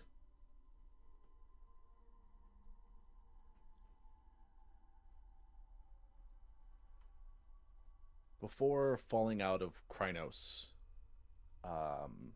can I try to heal the aggravated? Yeah, you don't have to stay in Krynos to heal aggravated. You can just shift into another supernatural form and you can heal aggravated. Yeah. But if you want to do it while in Krynos because you have the extra rage, because as soon as you leave Krynos, you're going down to 1 rage. Yeah. Because it's regenerate 2 health points per rage dice, right? For superficial. Superficial, okay. Yeah, if you want to heal an aggravated, it's always 2 rage for 1 aggravated. Okay. That's what I was actually aiming to do before I got my Krynos too. Just heal my 1 ag I took Yeah, and then go for it. shift back. I lose 1 rage, but it doesn't matter. I also lose 1 rage. Okay, and then dropping out of Krynos, you drop down to 1 rage. If I'm just standing there now wet and naked as I'm just God fucking damn it. Did she die? Did she get away?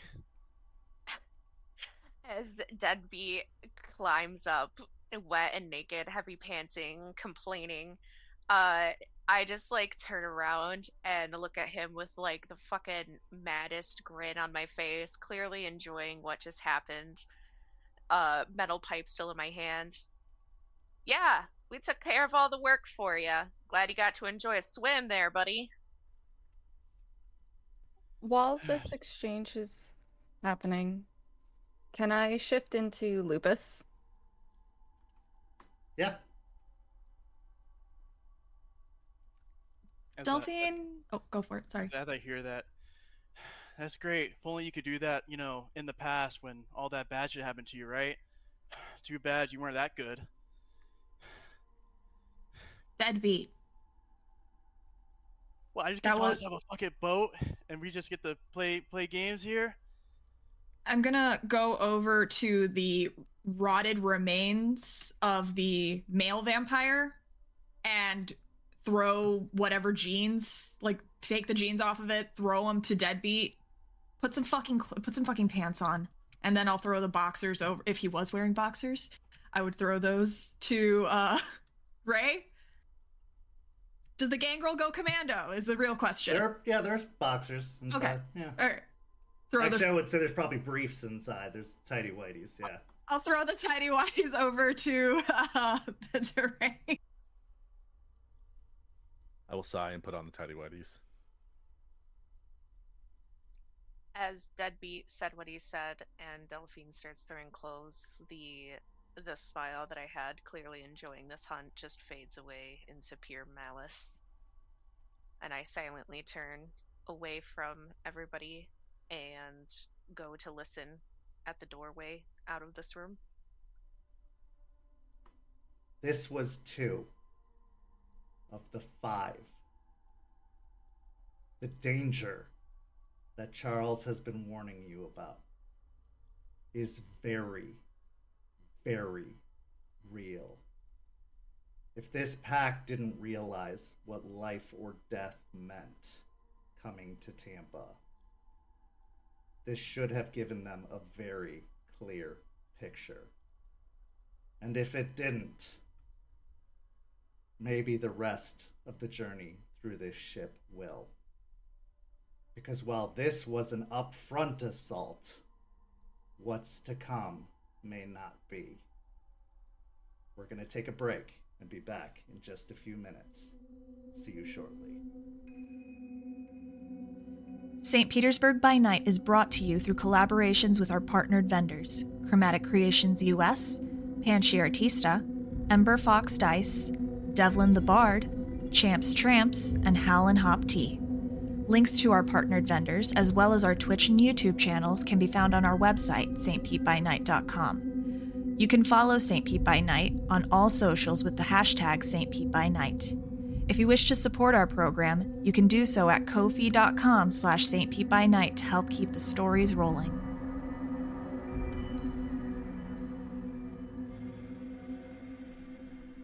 We are back. In the first half, the pack awoke aboard a ship in the middle of the Gulf. They were given a task: survive the ship with 5 very hungry, very ravenous leeches aboard the ship. They were confronted by 2 leeches, and they found the task to be very, very challenging. Deadbeat was literally thrown outside the ship and into the water below. 2 of the pack had their blood literally sucked from their body. What lies ahead? Only time will tell. What lurks in the darkness may not be so direct, may not be so aggressive, because there are many, many different kinds of leeches, and they take many different kinds of approaches to hunting their prey. We resume our scene right where we left off, in the hull of the ship. Pack, the scene is yours. It is quiet, the only source of light, the stars and the moon streaming from the hole in the side of the ship. The husk and the remains having been thrown, or one of the bodies still laying on the floor, the other a pile of ash, their clothes deposited on the ground, except for those that were handed out to Deadbeat, a pair of jeans, and Ray, a pair of tidy-whitey briefs to cover their naked forms after they had shifted into Krynos in the scene previously. But the scene is yours.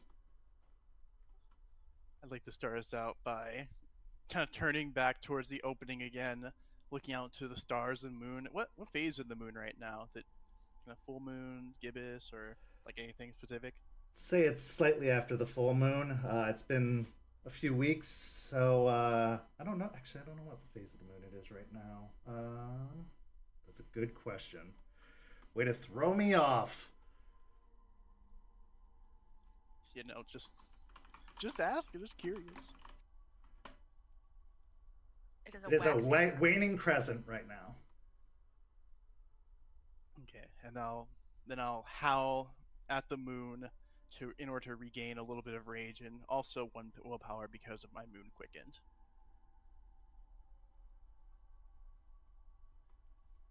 So letting out a howl, partially out of frustration and anger from having been removed from the fight, but also knowing a fight lies ahead. You gain a little bit of that fire in your belly back, and a little bit of that mental toughness, preparing for what lies ahead.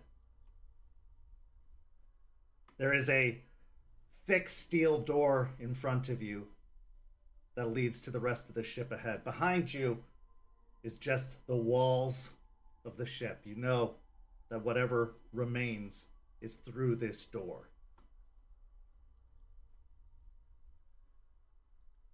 Rory's gonna kind of mosey up to Ray and kind of like nudge his hand as if she's looking for permission to do something.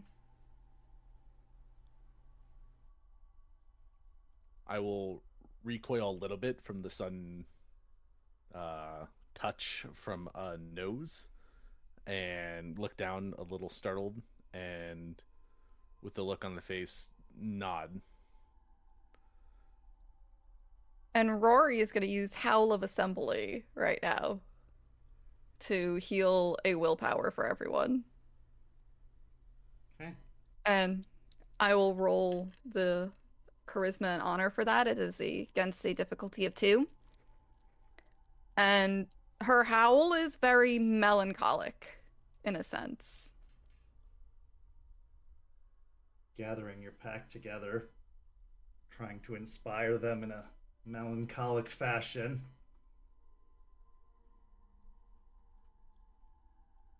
That is 5 successes. Somehow it works.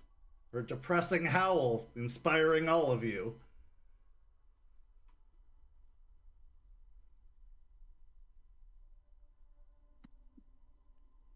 And because I also have Moon quickened, would that also come into effect, or because would I have to howl again? You have to howl Okay. at the moon to get that, yeah. That's Okay, something different. cool. So I'll just heal the 1.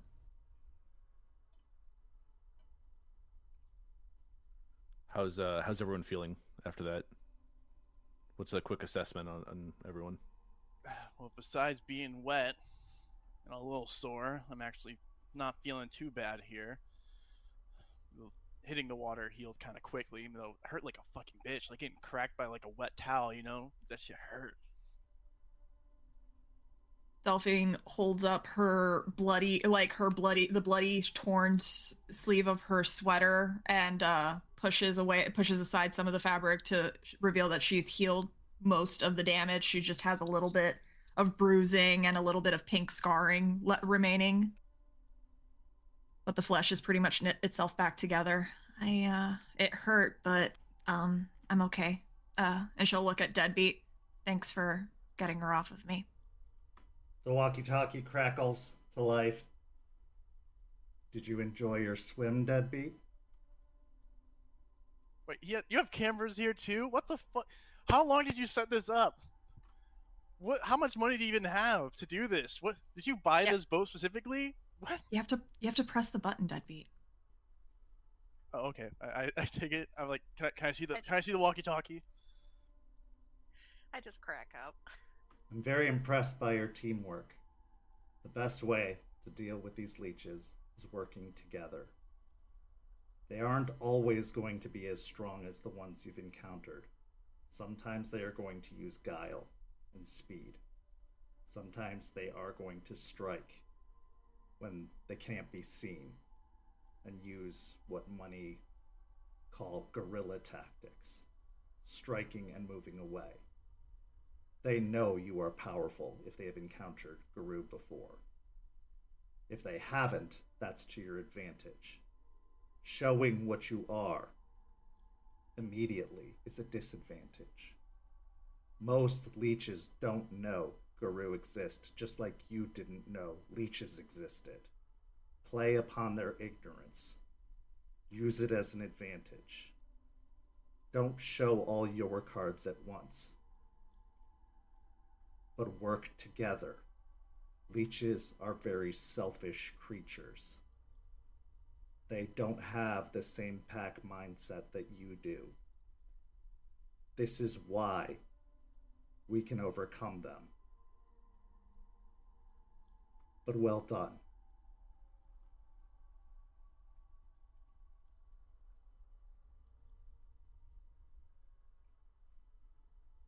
I just kind of look around at everybody, and I'm still in Glabro form. Should I change back now? Before the others. Should I change back now before the others see us? I think it might be smarter. Maybe we can trick them into just thinking that we're regular humans. All right.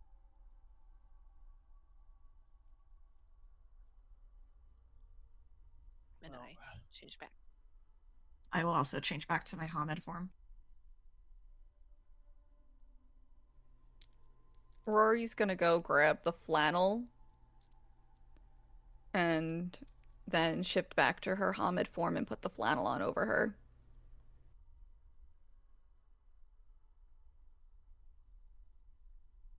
There's still 3 more. I'm assuming we knocked out all the ones in this area, so we'll have to go through the rest of the ship to find the other 3. Let's spend some time, a couple minutes, looking around this area, see if we can find anything that might be useful. Any broken pieces of pipe, motions to Juniper. Maybe Charles left us something. He said that there are things around the ship that if we ignore will make it harder for us, but maybe he left us some gear. Look for the camera.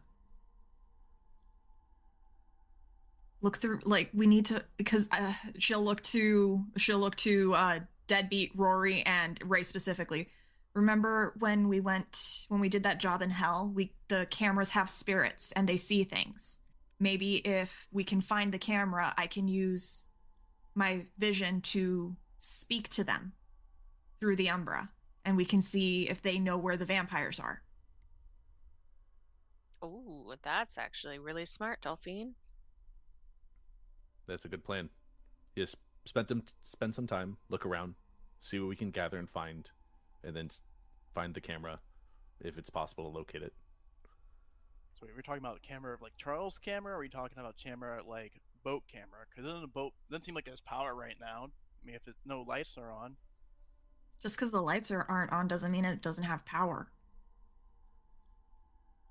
But yeah. Any camera, just because the cameras are off too doesn't mean that the spirits are aren't aware.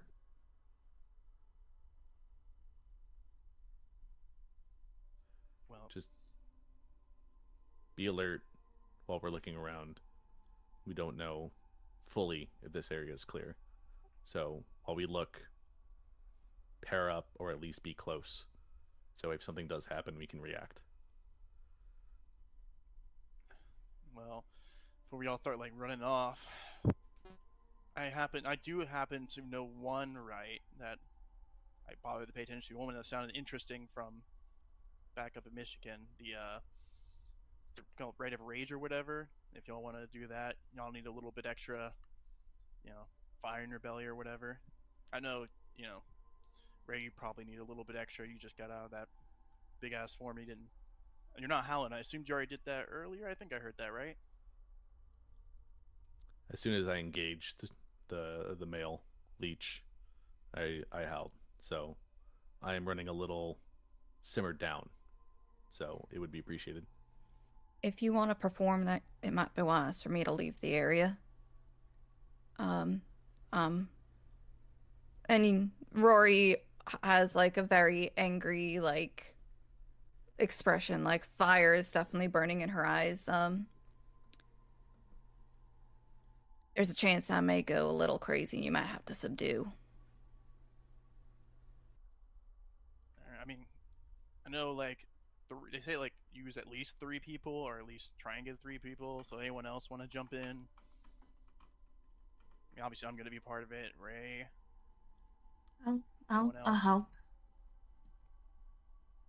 All right, you jumping in, sure. Juniper? I guess. I will say that only the participants gain the rage. So if you sit out, you won't gain the rage. You don't have to leave the area. You just don't have to participate. I'm like, all right, everyone, get close together here. All right, you just trust me. All right, it's gonna look stupid, but man, how this shit works, I guess.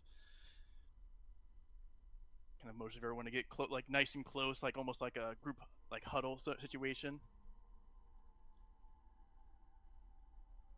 Okay. Oh, okay. Yeah, I'll get up close. Everyone nice and close. I like kind of lead it in, kind of like put a hand on Ray's shoulder, put a hand on Delphine's shoulder. As I'm like, all right, let's get this fucking shit. All right, and I'm gonna start just pushing and like kind of not hard punches, but like soft punches with everyone, like everyone around me, trying to rouse everyone up, like kind of a play fight, but not. It's like the border between a real fight and a play fight, where I'm being rough, but I'm not being hard enough to hurt, like cause damage. Like a mosh pit? Yeah, it's like a mosh pit essentially, trying to get this everyone hyped up and the energy flowing. Which to do that, I need to make a glory and intimidation roll. And you add a rage dice for every participant beyond you as well. Yes, so I use my current rage as well into this, right? Yes. So that would be 2 plus it'd be a 3 dice base dice pool plus 3 more people, right? Or no? How many people are Yeah. maybe 1, 2? Plus Yeah, 3 more more rage. We get a superficial for each for each brutal. Well, it's only 5 rage dice. How likely is that to happen?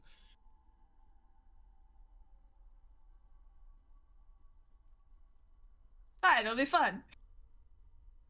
You won't believe this, but a brutal happened. I got 6 successes with a brutal. Okay, so everyone takes a superficial damage, but everyone also gains a rage. Yeah, it gets a little too extreme. As Deadbeat starts pushing and punching harder, and I imagine everyone else, Deadbeat would encourage everyone else to also start, moshing it up, essentially, start pushing each other and start hitting each other.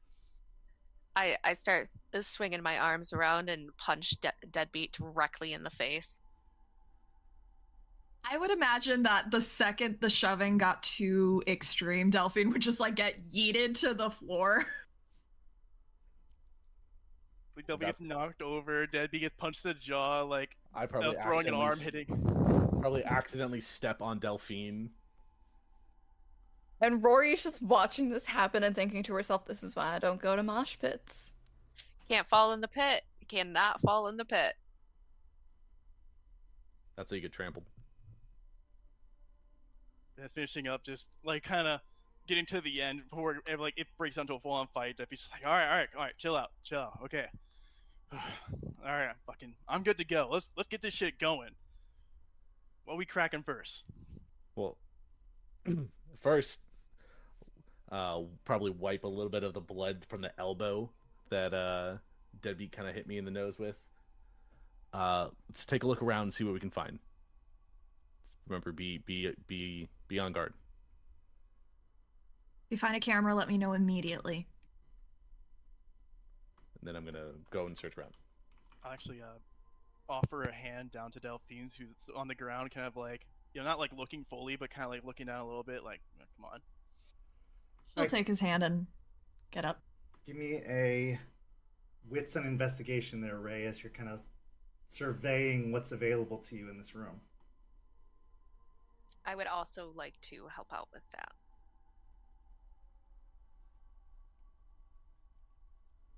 I can You offer can an add- assistance die as well. Yeah, 2 additional dies. You got assistance from Juniper and Delphine as they help you look. I'll also help if 3 additional die. Yeah. He's Sorry. good at this. He's good at this. Now everybody who's assisting has dots in investigation, right? Okay. Count me out. Oh, the Coming 2 out. additional dice. I'm out. My bad. Yeah. That's why I'm not helping.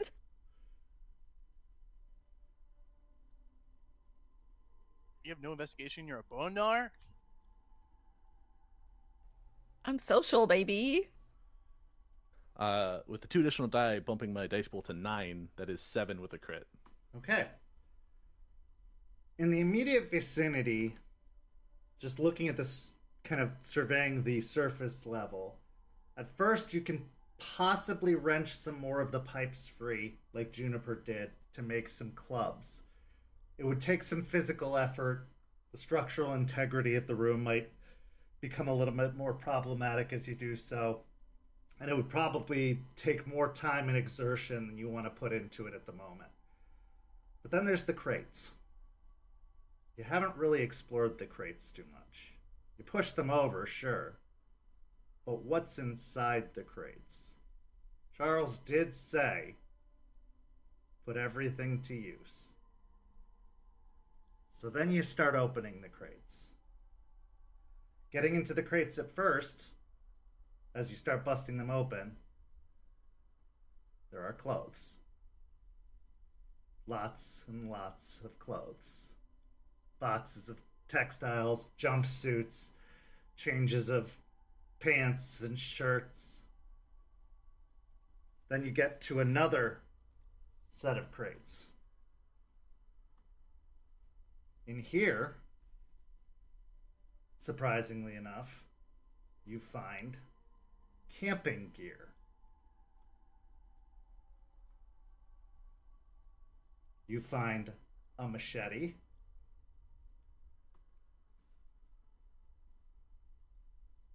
a crossbow with 6 bolts, only 6, and 3 torches. However, consider your surroundings. You find a tent and 4 sleeping bags.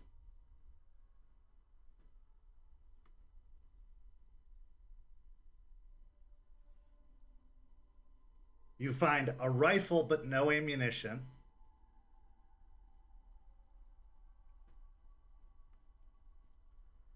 And you find a baseball bat. As far as the rest of the goods are concerned, it's a lot of basic shipping materials like uncut fabric, textiles, that kind of stuff. Things that would be otherwise pretty much useless for these goods. But clearly the camping goods and the clothes were placed for the purposes of use in this exercise.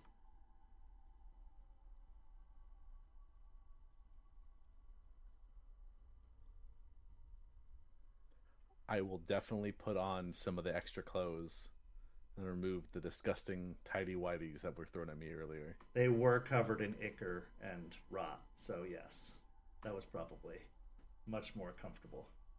I'll find something else as well. They So will aren't I. necessarily the most comfortable fitted clothes. They're ill-fitting. Maybe they're a little too big or a little too small, but they'll do the trick.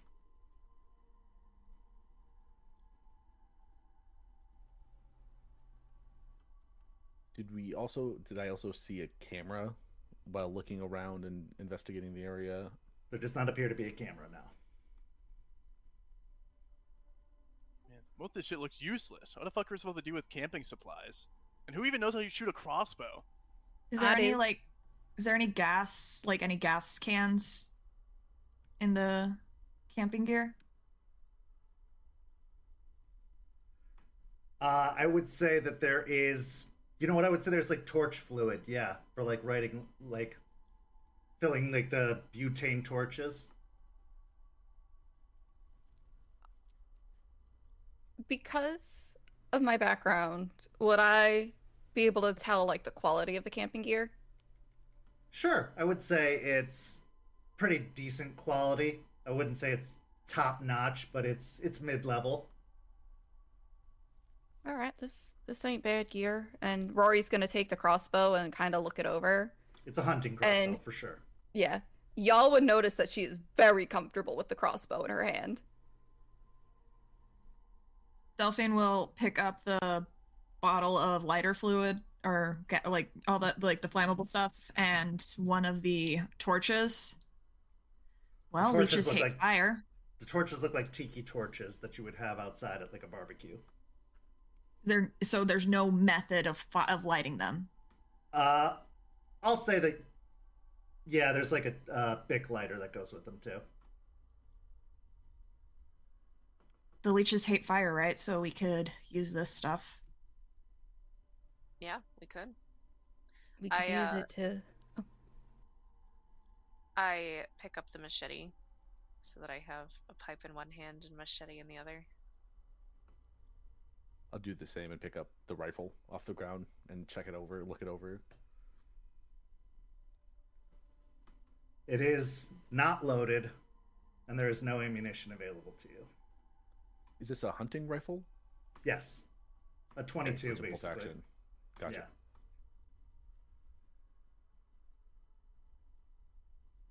All right. Well, we couldn't find a camera, so that idea's out of the unless I look around actively while we're exploring the ship.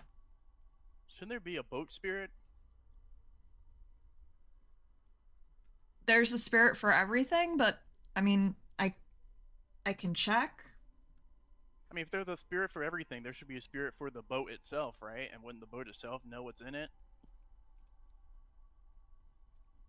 I'm finding a hard time arguing with that logic. And she says this specifically to the girls and Ray. Yeah, for once, Deadbeat actually did learn something from our old sept. Just, there's a spirit for every fucking thing these days. I don't know. It feels like it would just be right. I'm gonna activate penumbral senses to get an idea of what spirits are around us on this boat. Okay. Go ahead and make the roll for it.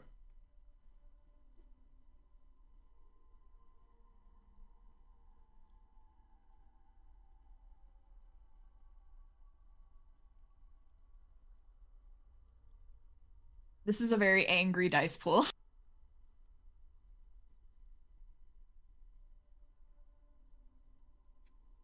That would be 2 successes. Can't re-roll anything. Penumbral senses. So I don't know what the difficulty of the gauntlet is, so it's storyteller discretion. Okay.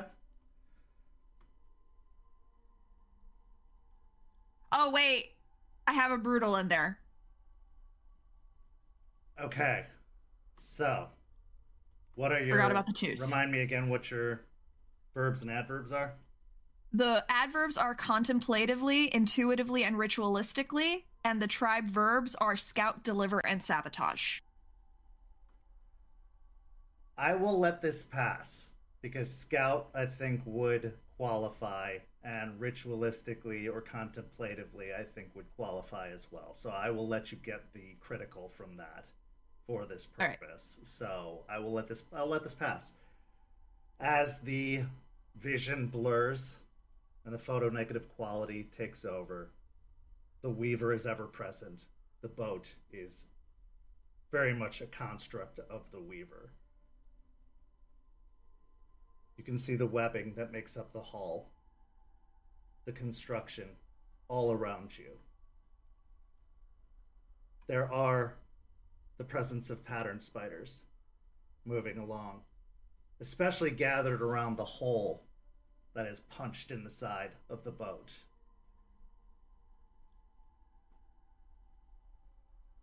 There are also two other figures in the room. One of them a man, one of them a wolf. As you see Charles and Stakes standing in the umbra, watching. Charles holding the walkie-talkie. He gives you a little wave and then holds a finger to his lips.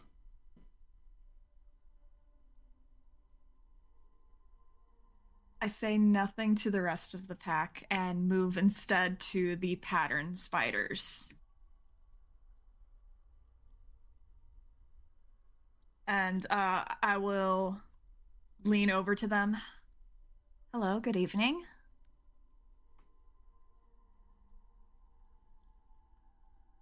Greetings. I would hope I was wanting to ask you a question. If you have time, of course. Request acknowledged. Time irrelevant. The question, are you aware of the 3 creatures of the worm on board the ship?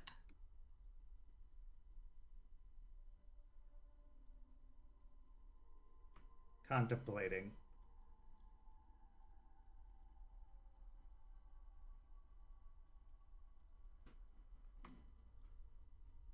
Clarification.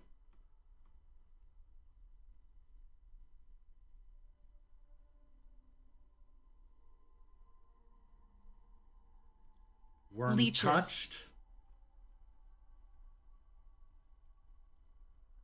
Worm touched, yes. The vampires?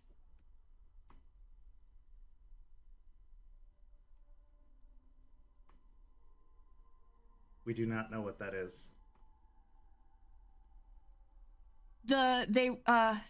Worm touch similar to the ones that were in here before we annihilated them.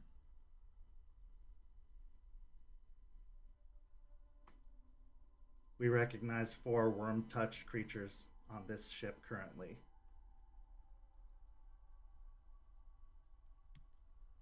Delphine gives pause to that and turns back to the pack, letting her gaze drift over Charles and Stakes, kind of narrowing her eyes a little bit, but ultimately settling on the pack. The spiders say that there's 4 worm-touched creatures on this ship. Wait, the boat spirit's a spider? No, there's pattern spiders fixing the damage on the boat. But it's not fixing in real life, is it? No, it's fixing it in the Umbra. Why didn't it fix in real life? Wait, also, what the fuck you meant for? She'll look back to the spiders. Where? What region of the boat?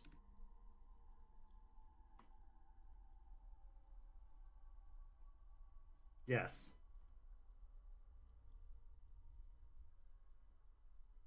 What did they say, Delphine? Yes, they just said yes. They're not giving me a clear answer. Did you ask what parts of the boat? I asked them what region of the boat. On the boat. And they just... Which level of the boat? This one. Okay, so they're on this floor. Are they starboard or port? Clarification. We do not know Left. what that means. Left or right side of this level? We do not know what that means. Are we meaning left or right, like our left and our right, or like their left, their right, or like left and right through the left? Like, what are we talking about here? The tip. What about the tip of the boat?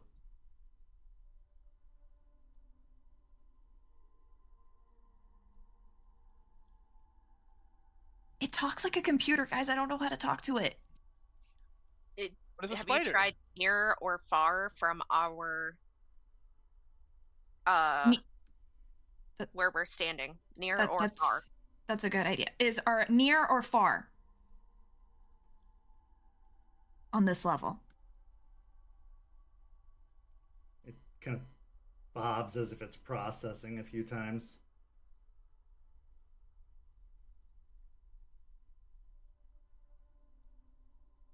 One, near. 3, far. Or farther. Said 1 is near and 3 are farther.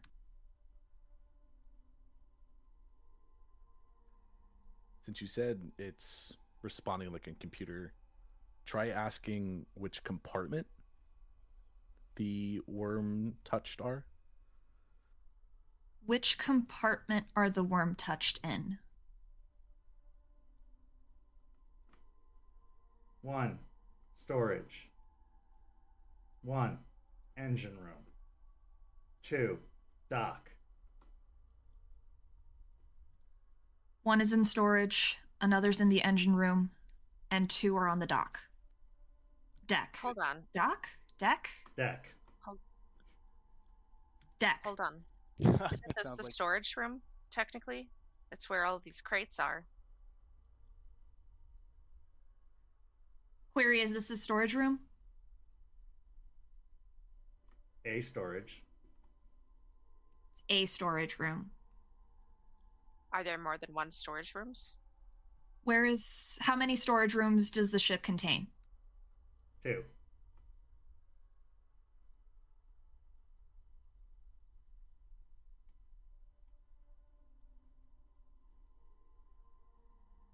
Okay. So there's another storage room somewhere on the ship. There's one vampire in there. Another one's in the engine room, and 2 are on the deck. Maybe we can find a map of the ship. But Charles said that there's only 5 leeches, and we just took care of 2 of them. Yeah, Maybe we put Charles past him to lied. lie. Same wavelength. Charles is always fucking lying. Charles looks at you derisively.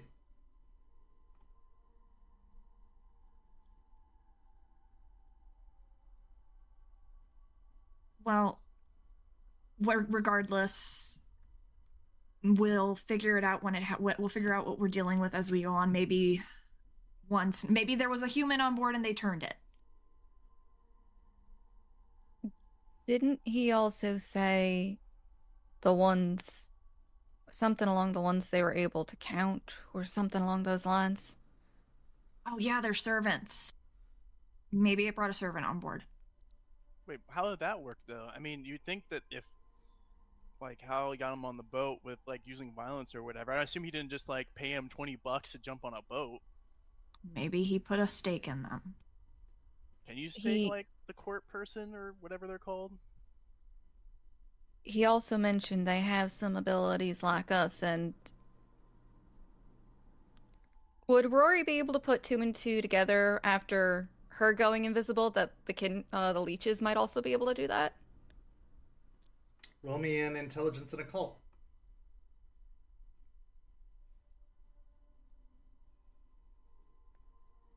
While she's trying to figure that out, I want to poke my head outside the hole and look 2. up. Okay. Give me a. What are you looking for? I want to see exactly how far down we are. How far up above the water surface? To the deck, to the top level of the ship. Oh, sure. Okay. I'm not even gonna make you roll for it. You're probably about 15 feet below the railing.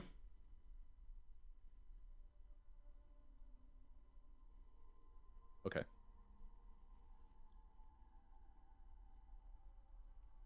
I got 2. From movies and pop culture, it is said that vampires have had the ability to at least trick the mind into believing that they can't be seen. That they have been able to like hide in shadow. Are they able to go outright invisible? Probably not. Maybe not. But there is no evidence to say one way or another.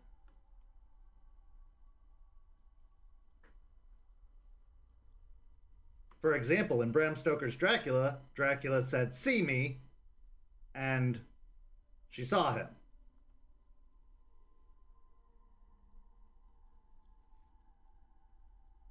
But also he was able to turn into mist and disappear. So, maybe? Yeah, Rory will just kind of think and fiddle with the crossbow, wondering that and kind of muttering to herself, like, maybe this, but no, he said we can't believe all of fiction and it's propaganda on Wait, some can we sort on just- theirs. Can we just ask him Ask him what? if there's another vampire? I mean, we have the walkie-talkie, right? Or he has whatever camera he has lit around here to be able to see me get thrown off the boat. I mean, hey Charles, if there are 6 vampire... Deadbeat, you have the walkie-talkie. You can ask him. Oh, hold on. I didn't know. Sorry, let me, I'll click it. Hey, Charles, they're like a 6 vampire on the boat. There's apparently like weird spider boat spirits that telling us that there's like 6 vampires on the boat. You see Charles lift the walkie-talkie, Delphine. No, there are only 5. Hold on. Are leeches the only way that the worm affects people? I don't think so. I think the worm can affect the worm can affect in a lot of ways. So, are you seeing anything other than just these, whatever you're seeing? The spider spirit? Is that what you're seeing? Pattern spiders. They repair the damage done to the structures in the Umbra. Okay. Are you seeing anything other than that on this boat right now? No, I don't see anything else except the pattern spiders. Seems legit. Roll me a manipulation and subterfuge, Delphine.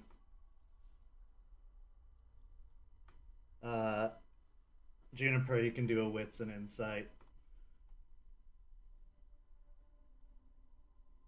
I don't have any other family for her to kill.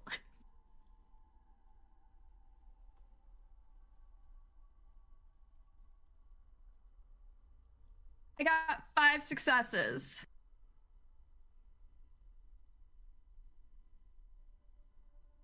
I got 4 successes, but it's a She's crit. telling the truth.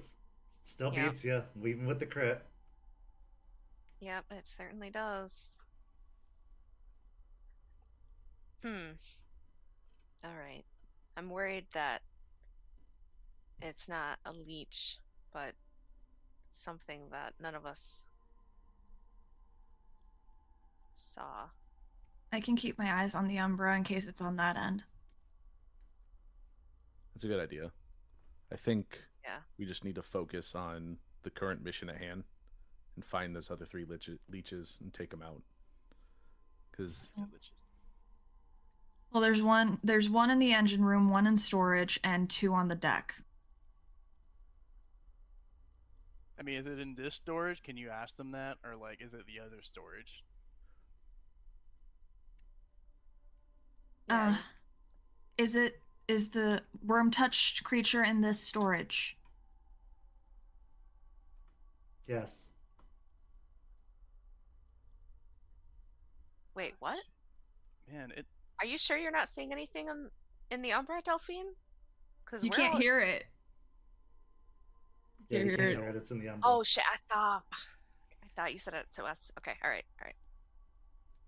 Delphine will take another look around. There's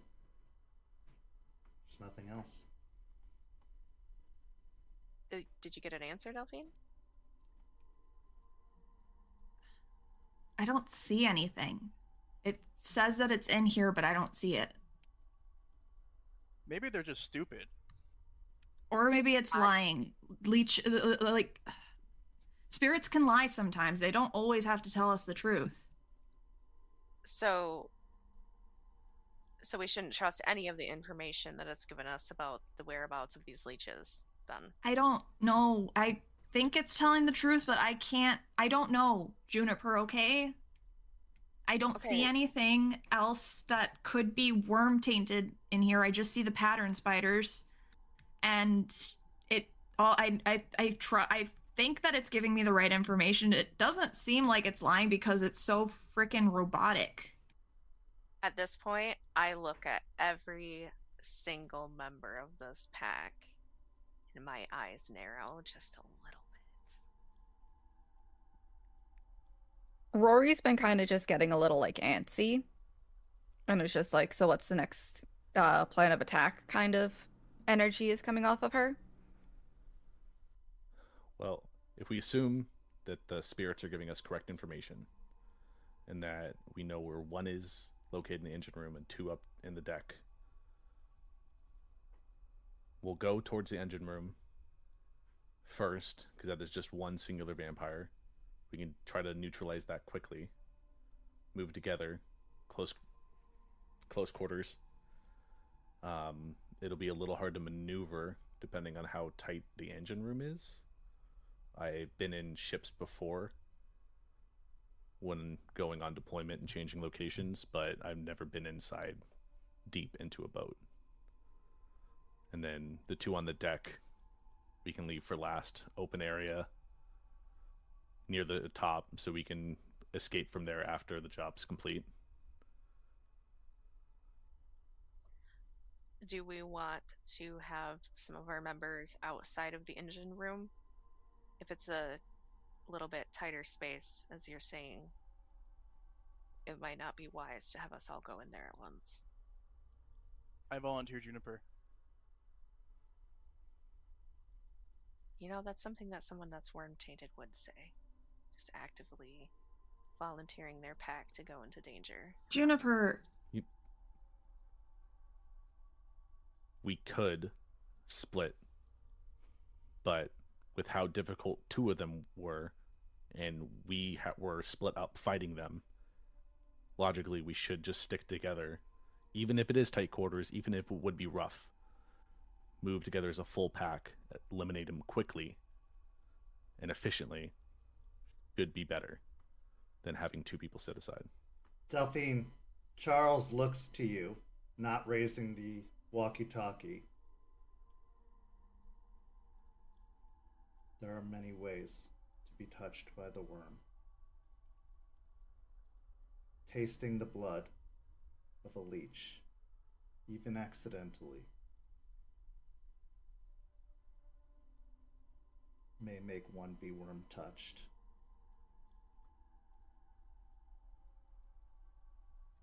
hang on. I just thought of something, guys.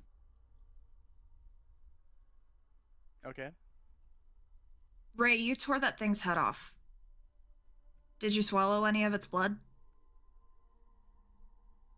Not on purpose. I spit it out immediately. Charles did say that we shouldn't swallow any of its blood. Maybe a little bit got into you. Oh shit. We got to amputate your like hand or something? No, I think he should be fine, but maybe this pattern spider just thinks that he's worm tainted because he has its blood in him. Like it's all gross and gangrenous and whatever. Remind me to throw up later. You do it And now. the edge of the ship's right there. Nah, Yeah. He'll be No, fine, don't die. Charles says. He should be fine though. And he gives you We're an stronger approving than nod. leeches. We're Hmm. stronger than leeches. Move forward. You're taking too much time. But we should probably head out of here. If we waste any more time, they could move, and we know where they are exactly right now. Yep. Fine, Miss Bossy. Goddamn. All right. I can post up on any door, so this way if they try to escape, I'll just... And she'll hold up the crossbow. Hopefully I can find some ammo for this gun. But we'll see if I get lucky. I'm gonna grab the lighter fluid, the torches, and I'm gonna gesture to Deadbeat to pick up the tents and the sleeping bags.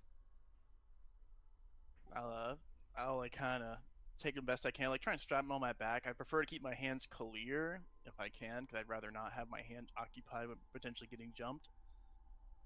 But like if I could strap them to my back or like across my shoulders, I'll try and do that.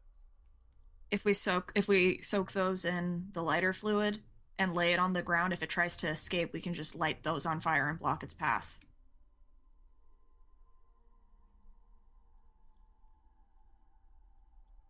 Okay. So as you depart the storage room, you enter into a long corridor of the hallway.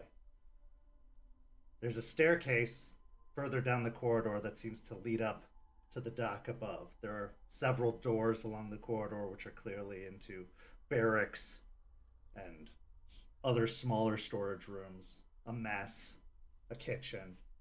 And then there's a door that's clearly labeled the engine room. Then at the far end, another storage room. You know, from what the pattern spiders told you, that there's one in the engine room, supposedly, and two on the deck up above. What is your plan for the engine room?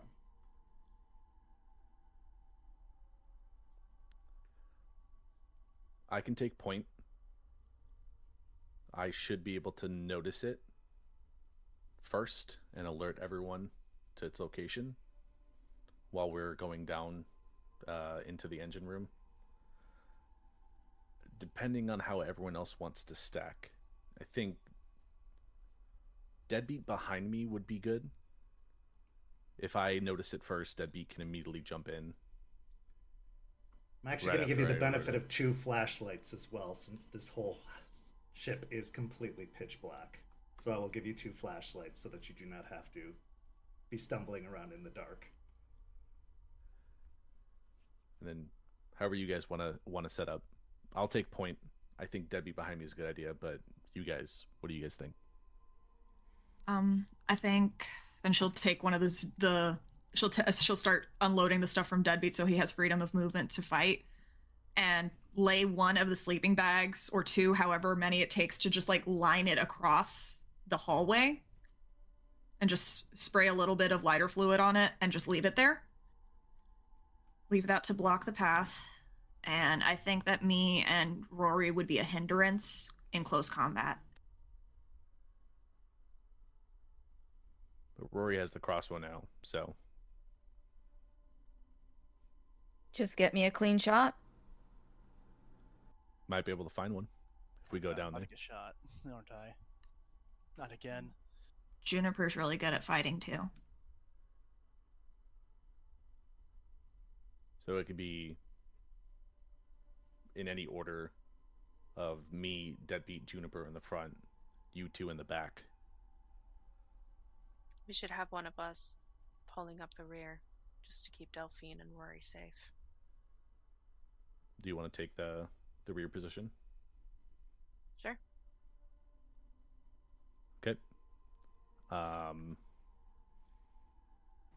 If you guys are ready, we can go down, clear out the engine room. Don't reveal what you are just yet, remember. Let's save the war forms for the deck. There's 2 of them up there.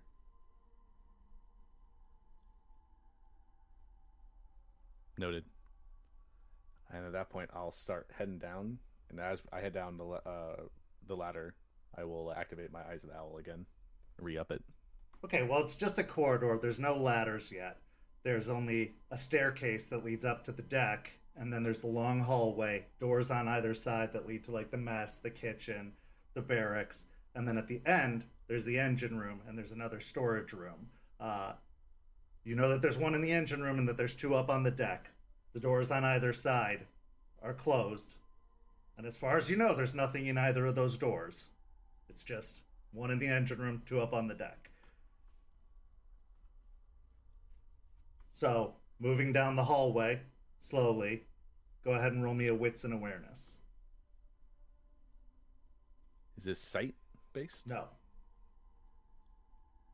So, like all of us rolling, or who's rolling? I'll say Ray, since he's taking point, although I'll let you take an assistance die from everybody, so you can take 4 additional dice, because if anybody catches anything, they would offer you assistance.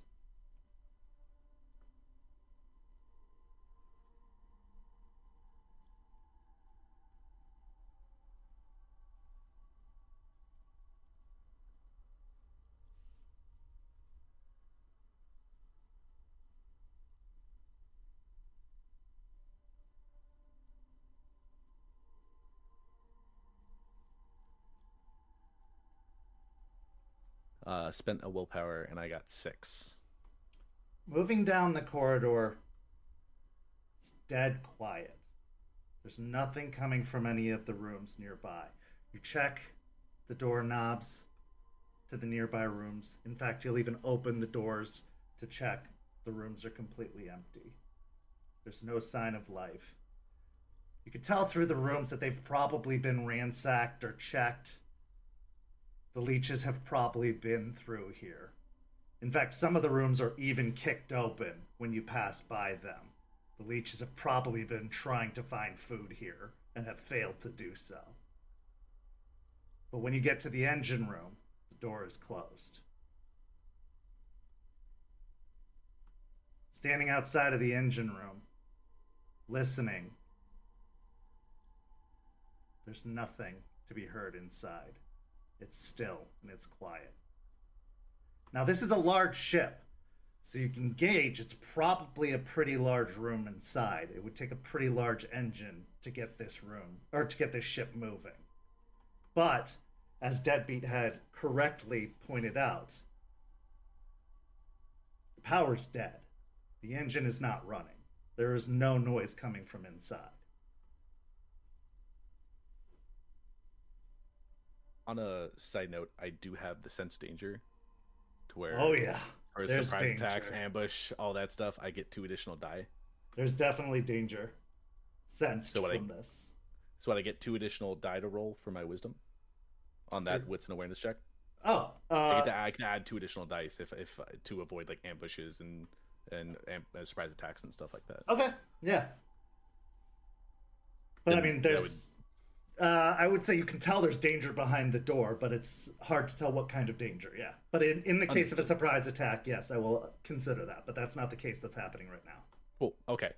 Just wanted to tell that in case Sure. like this was did apply. Yeah. Okay. Right. Yeah. She'll tear off the remainder of her bloody sleeve and hand it to him. Bait.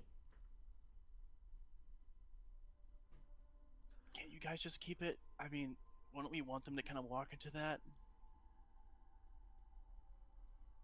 You took a hit pretty well. You think you could do it again? No. I'll take the bloody cloth and I'll actually tie it to the end of the rifle. And then I don't hear anything, but just be on your toes. And I will open the door. And I will start stepping through. Opening the door into the engine room. It is a massive room. There are several engine stations to power this boat. There's railing along one side, a raised platform. It's completely pitch black, as mentioned before. You can feel the hair stand up on the back of your neck as something doesn't feel right here. Slowly making your way into the room.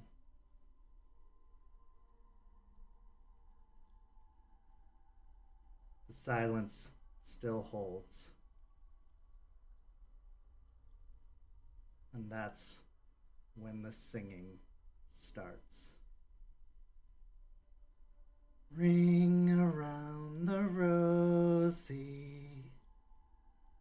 Everybody make a composure and intelligence check. Rage dice in this? Yes.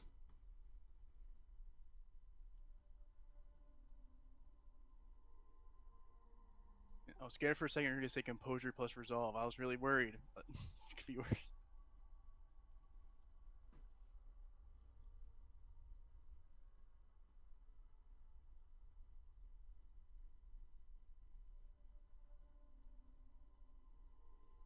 I got 2 successes. I got 4. I also got 2. I got 6. Okay. I got 4 with a crit. Okay. Ladies' night. Well, fellas, your vision starts to swim and blur as dementation takes hold.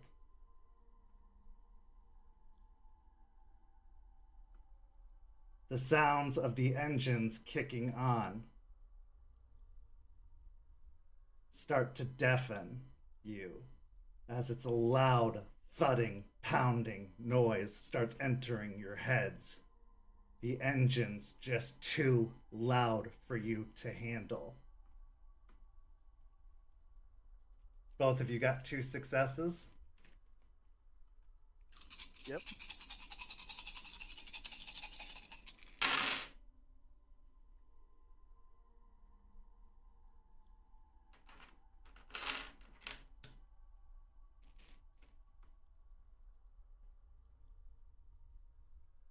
How much willpower do you both have left? Are we talking like until Unspent. full aggravated? Yes. I have 2 unspent, and it would be 5 in total for me to get to full, like, maxed out. Okay. And Ray. I have 1 unspent, and that would be 6 total till I'm fully aggroed out.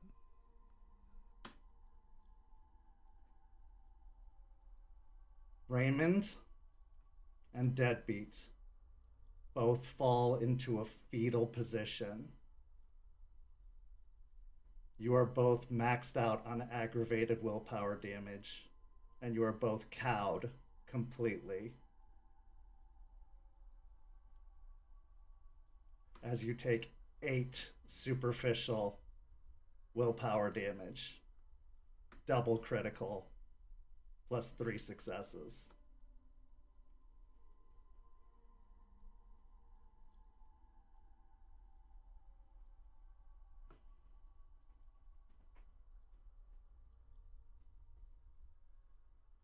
The sounds of the pounding engines and flashing lights are terrifying.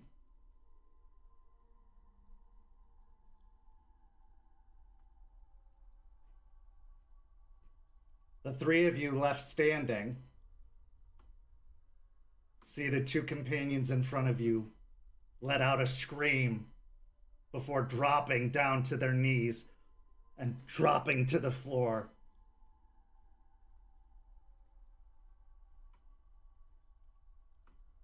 Oh, they didn't want to play with me.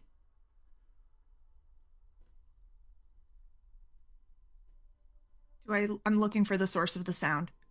Roll Of me the a voice. wits and awareness. I am also looking around. I have a request. Could me and Ray both be like cuddling together? Yeah. Imagine we're both like terrified, just Absolutely. not even thinking. Absolutely, you can hold each other. Yep. Mm-hmm. I agree. I'll agree with this. I got 7 successes with a crit. Okay. Damn, dog. I only got 5 successes. And One of my Rory? better pools.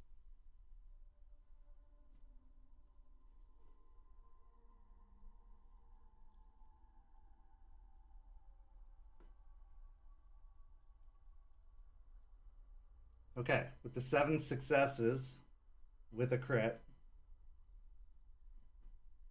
you can see on top of the large engine stations along the wall, almost like tiptoeing across the top in a long flowing skirt on pointed toes, a woman walking along the top of the engines, which are still off and quiet. She just walks with her arms out, almost like dancing, pirouetting across the top of the engines. Her hair is done up in pigtails off to both sides. Her face has dried, matted blood stuck to her cheeks and her chin. And she even cartwheels across a couple of the engines.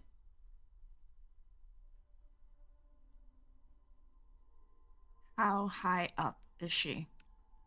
About 9 feet up in the air. I'm going to quietly whisper to Rory and Juniper on top of the engines. And then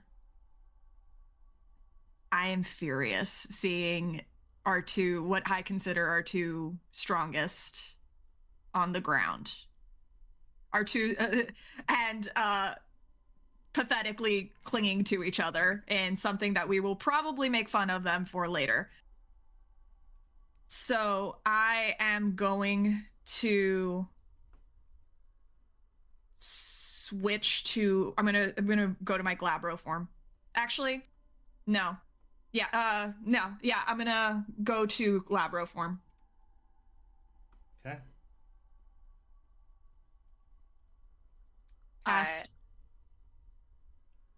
As Delphine says where this leech is and starts changing, I whisper, "You need to get them out of here. I don't know what's going on, but they're just going to get in the way."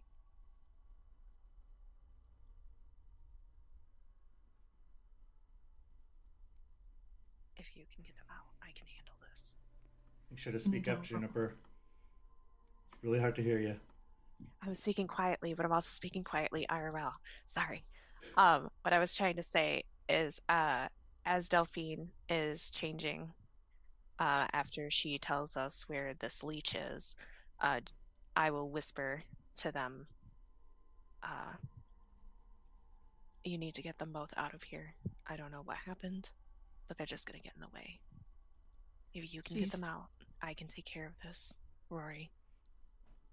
Rory can get them out. We need to swarm her. There's only 3 of us. Don't take my dessert away from me. That comes after the main course. Roll another intelligence and composure.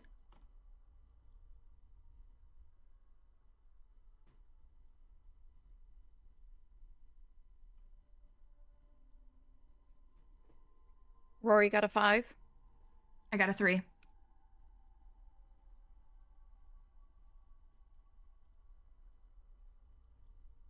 I got a 3. 3 successes will do it. You're still okay.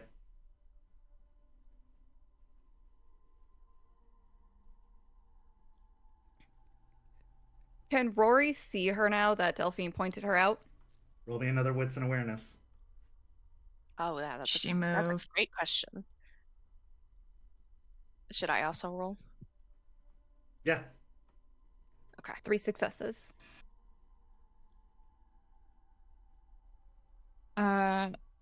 One success or a brutal outcome. 4 Oh, you can successes. still see her. You're keeping eyes on Oh, her. okay. So I'm just giving the option for Gotcha. the other 2 to find her. Yeah, 4 successes with a crit. Okay. And what'd you get there, Rory? 3. Okay. Juniper, you can see her now. Rory, you still cannot.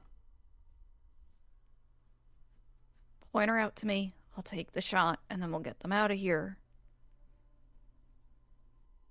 Every time she talks, it's doing something. I point out where she is.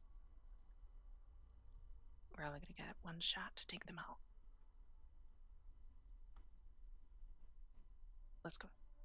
Rory, you can try and take a shot.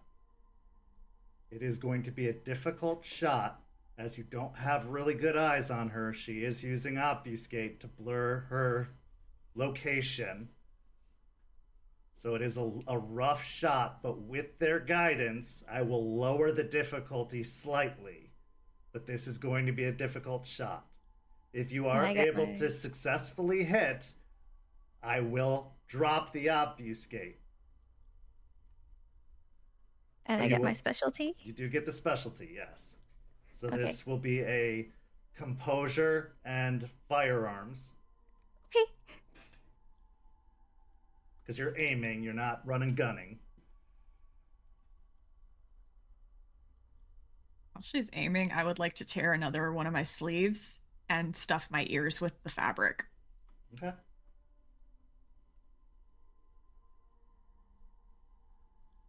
I'm just taking a picture for proof, but I got a double crit. Okay. One of those crits is on my rage dice. Okay. That doesn't So that affect is- anything in Werewolf, so don't worry about that. Yeah. 1, 2, 3, 4, 5, 6, 7, 8. 8 successes with a double crit. Okay. As the bolt goes flying off into the engine room, it sails upwards above the engines. And Juniper and Delphine, you watch as it strikes the young woman in the shoulder, sending her toppling off the top of the engines and dropping down to the floor.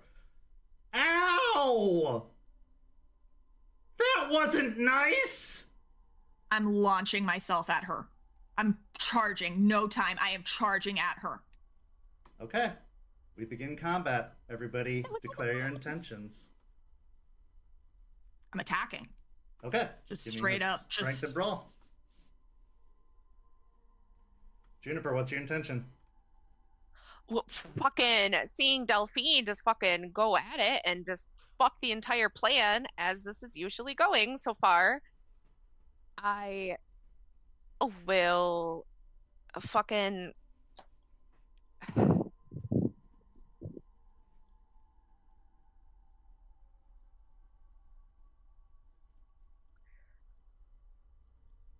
I guess I will also change back into Glabral form and follow after to strike. Okay. Give me a strength and brawl. Or you're changing form, you said? Yeah. Okay. So I did pass the rage check for the Glabral form. Okay. So you do change, but you're going to be at a -2 penalty to attack unless you have rapid shift.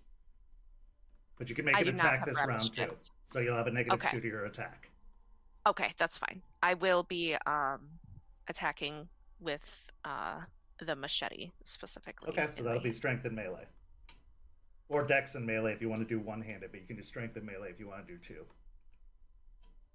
I will drop the pipe in my charge and do a two-handed attack for the strike. Okay. And then could I also add my raging strike? I would say Or- because you're doing a shift, not a gift as well. Because you're shifting Yep. and attacking. A gift would be one too many things on top of all that. Yeah, yep, that's why I was asking. I just wanted to make sure. I thought it would be, but figured I'd ask.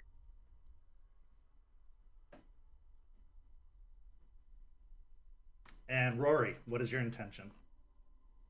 As they're jumping in to attack, Rory's gonna put herself between the boys and this leech and start loading up one of the other bolts and preparing to take another shot if necessary.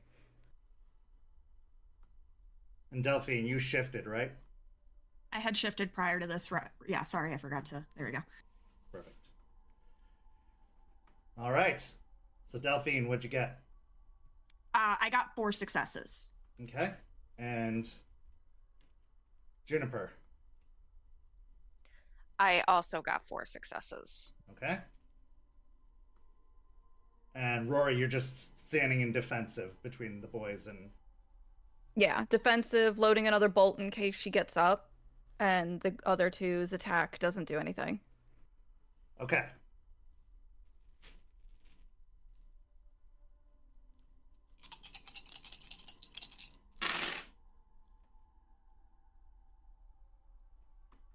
Okay. Not being as physically prowessed as the two you fought before, relying mostly on her mental talents, this young woman tries to get to her feet as the two Guru come charging in, and she is not nearly as nimble and able to defend. So, as Delphine arrives first, she lands several blows to the young woman, who lets out squeaks of alarm and pain, and then Juniper follows up with a slash of the machete, which digs in deep into her side. She is definitely on the defensive, and she is hurting very badly, but she is still alive, or as alive as leeches can be. Declare your next intentions. I'm going to try to grapple her so that Juniper can have a better shot at her, because I know that Juniper's stronger. Okay. Give me another strength and brawl. And Juniper gave me another strength and melee. Depending on the strength and brawl successes from Delphine, you may be extra powerful in your melee.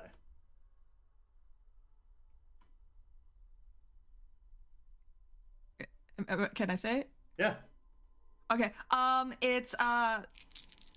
It's gonna be 7 with a brutal outcome. Okay, and what'd you get there, Juniper? I got 5 successes with a crit. Okay. So, as Delphine ties up the young woman's arms, pulling her to her feet, she shoves her out in front of Juniper, her eyes looking up wild and furious as Juniper brings up the machete and swings it down in an arc, chopping motion, swinging it, striking it cleanly across the neck and severing the head from the shoulders, sending it spiraling off in a twisting motion across the floor, decapitating and beheading the young woman, dropping her to the ground, dead.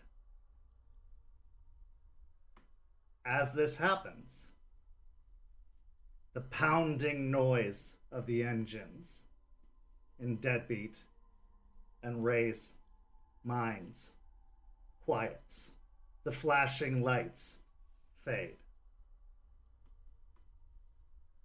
Both of you can recover 2 points of superficial willpower damage. You are both still impaired with willpower, which means that your social scores are still at a -1, but you can still be in this. You can still participate. But you are still hurt very badly from the encounter. But you are able to regain consciousness and awareness. So, because maxed out on ag, because of the supervisual carryover and everything. Right. So we can two of those reduce the two aggravated ags. become superficial. Okay, just wanted to double check. Yes. Like Dun's kind of like screaming and being terrified for a second, kind of everything coming to, like realizing I'm holding Ray, just kind of like both holding each other. I sit there for an extra second, just kind of like, what the fuck just happened? Like still recovering from just that mental flashbang that I just got hit with. Just and kind of eventually just push Ray away, like, wow, that the fuck just happened? What? Oh, what was that? The mental crap that Charles was talking about? Did y'all hear the engine? Did y'all hear that? That was the most deafening noise I have heard, and I've been near artillery strikes. That was a lot. Delphine will pull the fabric out of her ears. That was all in your head. It was nothing but silent on our end. Can Rory go retrieve that bolt that hit her in the shoulder? Yeah. Yeah, Rory's just gonna go over and silently pull it out. Look at the two boys and be like, glad to see you two got along for a moment, and start making her way out of the room. As you consider the young woman that you encountered, she looked like she could have been a teenager.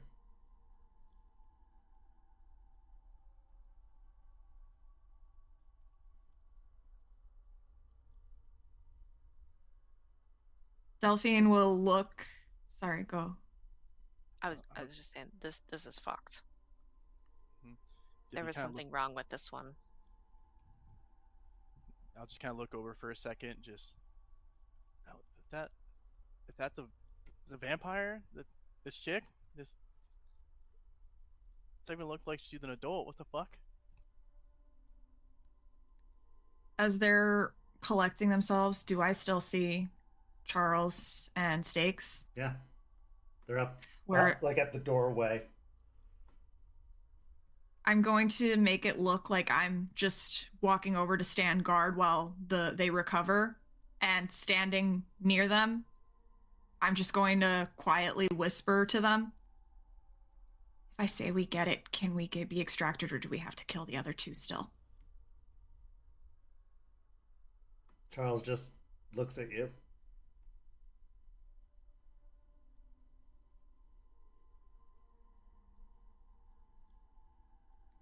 Deadbeat Ray, are you okay? Yeah, I mean, I have a pounding headache, but I should be okay. I'm a little tired, but I think we can muscle through. Man, I just want to go fucking home, man. This sucks. I fucking hate this. Delphine, looking at Stakes, you can tell she is not enjoying this at all. She looks very distressed by this entire exercise, but she is holding back. Deadbeat, do you still have the walkie? I kind of pat myself down a little bit, make sure I didn't lose it, but I kind of grab my pocket, kind of pull it out. What you take it, just kind of slide it over towards Delphine, just not wanting to be around it, kind of keep it to myself for a second here. I'm holding it, but I don't press down on it. As I say, Charles, we get it. You watch him lift up the walkie-talkie. 2 left.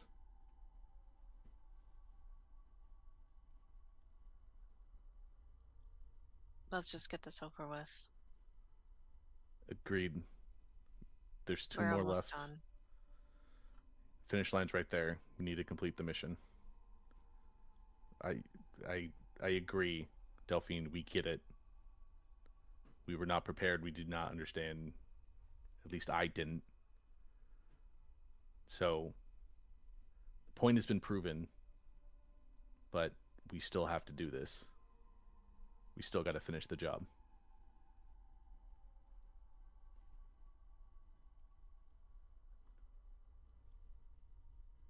You better apologize.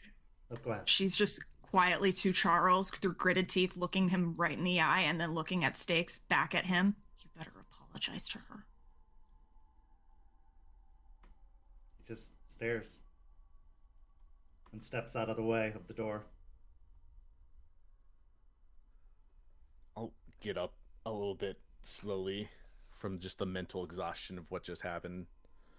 Wipe whatever tears I had from that experience off my face. Okay.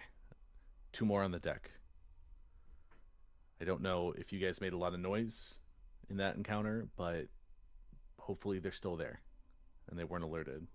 We didn't make any noise. Like I said, it was all in your head.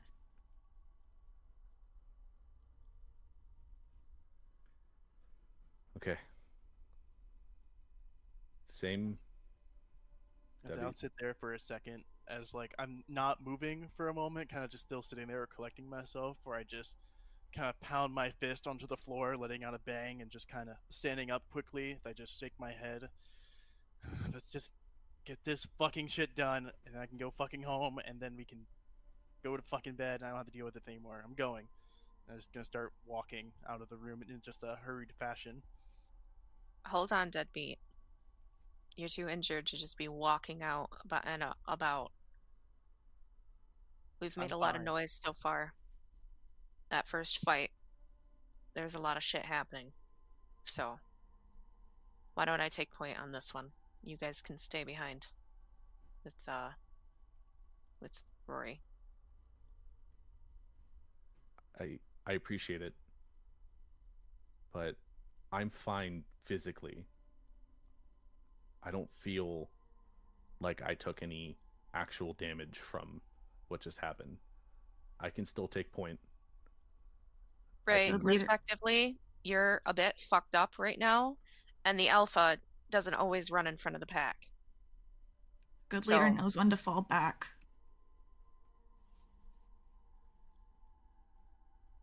Juniper's the least injured out of all of us. And it looks like you two took a really big mental blow. Who's to say one of them up there doesn't have those abilities as well? At least let me take second or third so I can at least see better. You can take third. Delphine and I will take second and first. I'm good at seeing. I'm good at keeping an eye out on things too.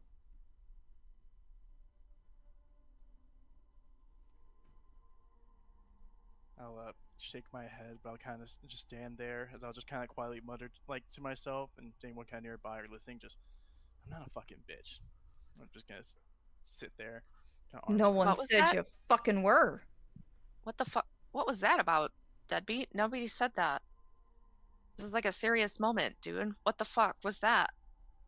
I'm not a bitch, okay? I can handle this. I can go in there and I can kill whatever the fuck's going on and then get out of here, okay? I'm fine. I didn't ask for your help or your. Then what was that fucking display just now? Enough. We only have 2 more left. The more time we stay here arguing, the more time they have to prepare. We know how we're going to position ourselves. We know where to go. Let's just go.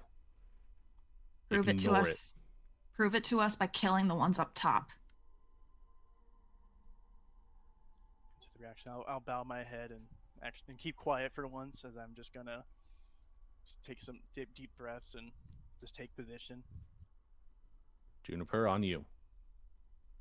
All right, let's head out. Moving back out into the corridor and up the stairs, you reach the deck. Finally, out into the open air, the stars and moon up above. You can feel the breeze of the Gulf, the waves crashing against the boat. It's a long walk down the deck. You see some shop lights that actually have power, shining a pool of light over a sheet. The sheet is laid over 2 huddled masses underneath the sheet. The masses seem to be shifting slightly under the sheet.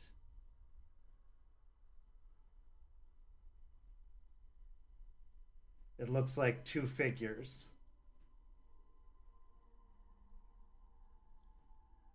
Two figures seated in chairs.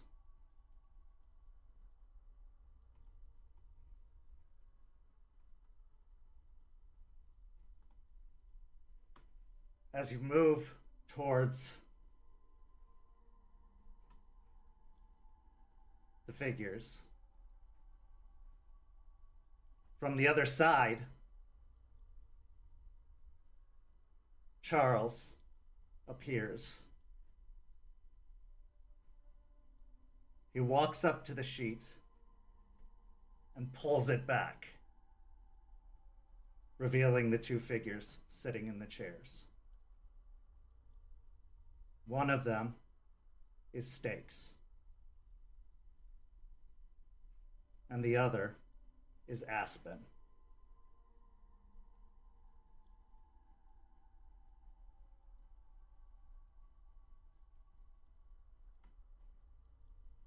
These are the two final leeches.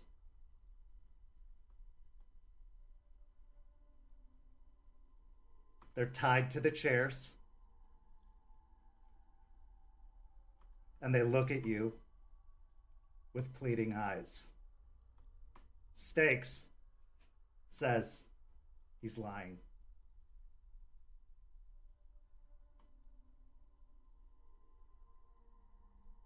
You have to stop him.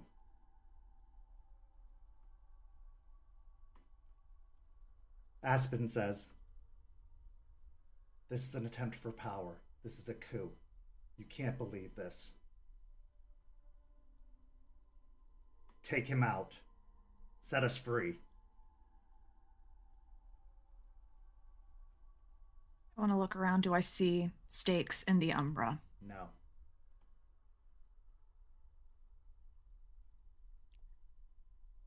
Is this Oh, like a boy, double buddy. test thing? Like, what the fuck's going on here? This. Should I do a composure and resolve to maintain what little fucking ounce of self-discipline I have to not just outright attack Charles in this moment? That's up to you. I am white hot fucking fury. You can decide based off of what you've learned and what you've been taught whether she would fall for it.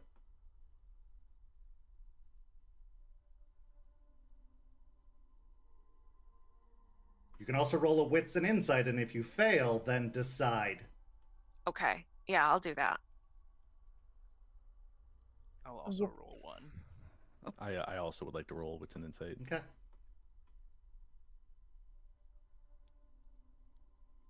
Rory is gonna level her crossbow pointed at Aspen and just wait for the word.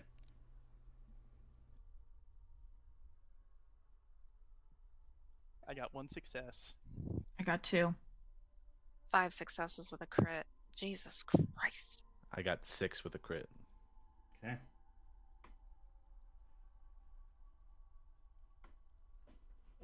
Rory, are you gonna roll, or are you just doing what you're told? She's just waiting until someone tells her to shoot.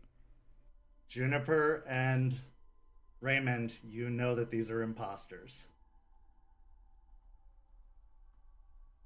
That the Aspen and Stakes are imposters. And that Charles is telling the truth. Deadbeat and Delphine, you're not sure. I furrow my brow and look uncertainly at Ray and don't know what to do in this moment. I fucking white knuckle the machete in my hands. But I look over at the group and I see the look of realization on Ray's face, but I see the uncertainty on the others. For once, Charles is not bullshitting us. I have never bullshitted you, whether you want to believe it or not. I don't even look back at him. When he said that some of our own might be turned and something happened, and that we would have to take out our own. This is what he's trying to show us. But those two are not stakes and aspen. They don't even smell like stakes and aspen. Look closer. You'll see what I mean. Remember, Deadbeat asked the question, would it be possible for Geru like us to ever become leeches? Charles said no. Delphine, you talked to those spirits, and we know that there are 2 worm taint on the deck. I was considered one because I ate the blood. Unless Charles forced them to drink worm-tainted blood and contaminate people of his sept with the worm to prove a point, there's no reason to think that this is aspen or stakes. These have to be leeches. Unless Charles is that much of a narcissist to prove a point to us. Well, I mean, I see what you're saying, Ray, but I don't know if that's like enough of a argument. I mean, Charles goes to weird lengths to prove lessons, so. But I don't think he would ever go to the lengths that great to endanger not only his sept leader and possibly have her die, as well as an elder of a reinforcements that they desperately need, and have her die. I agree. You noticed it via the smell. You noticed it via the way that they reacted. But logically speaking, no, there's no way these are actually aspen or stakes. Yeah. I don't know, that little first part was like a piss poor argument, that's all I'm saying. So while like normally Deadbeat is seemed to be pretty prone or happy for violence or pretty eager for it, for once it seemed there's like a lot of hesitation, discomfort in his face as I'm like kind of staring at them. Not necessarily seem too concerned with aspen, though still uncomfortable by it, mostly looking at stakes and kind of just a lot of hesitation. They just, I mean, but what if you're willing to risk potentially killing stakes because of your idea of your hunch, because you trust Charles? I don't trust Charles at all, but I trust my own senses, yes. But those two are imposters. You sure if Charles can do something though to I don't know, make your senses seem not right? If they have powers like us, then who's to say Charles doesn't have powers like that one chick had?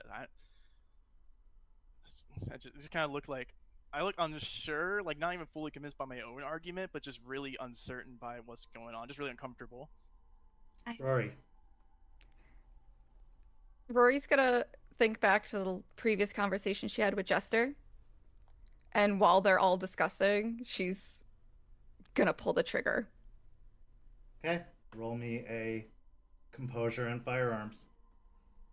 Would it be possible for me to kind of jump in and try Nope. and at least interrupt? Okay, fair enough. That is 4 successes. As the bolt strikes home, you had it aimed at Aspen? Correct. The bolt strikes home in the chest. It's not good enough to strike the heart by any means, but it definitely hits the chest. The chair rocks back and forward again, and she lets out a scream as it hits. And as she does so, she lumps forward and the mask drops, revealing a withered, gnarled, disgusting-looking face. Stakes lurches to her feet, breaking the chair from behind her and moving forward to attack. Her mask also dropping, revealing a gnarled, withered face. Yes, Juniper. I just wanted to state my intention of going fully to meet that one, the one Okay. that was masked as Stakes in combat. Go for it. I am going to use the machete that I Give have. me a strength and melee. As she goes at the one that was impersonating Stakes, I want to charge at the one that was impersonating Aspen, and as I'm going, switch to Glabro, and then I want to, if she's still tied down, not trying to break out, I want to just try to pull the head off, basically. Okay. Since she's tied down. Give me the one rage check to change. And it'll be a negative 2 dice penalty to the attack. Juniper, what'd you get? I only got 2 successes. Okay.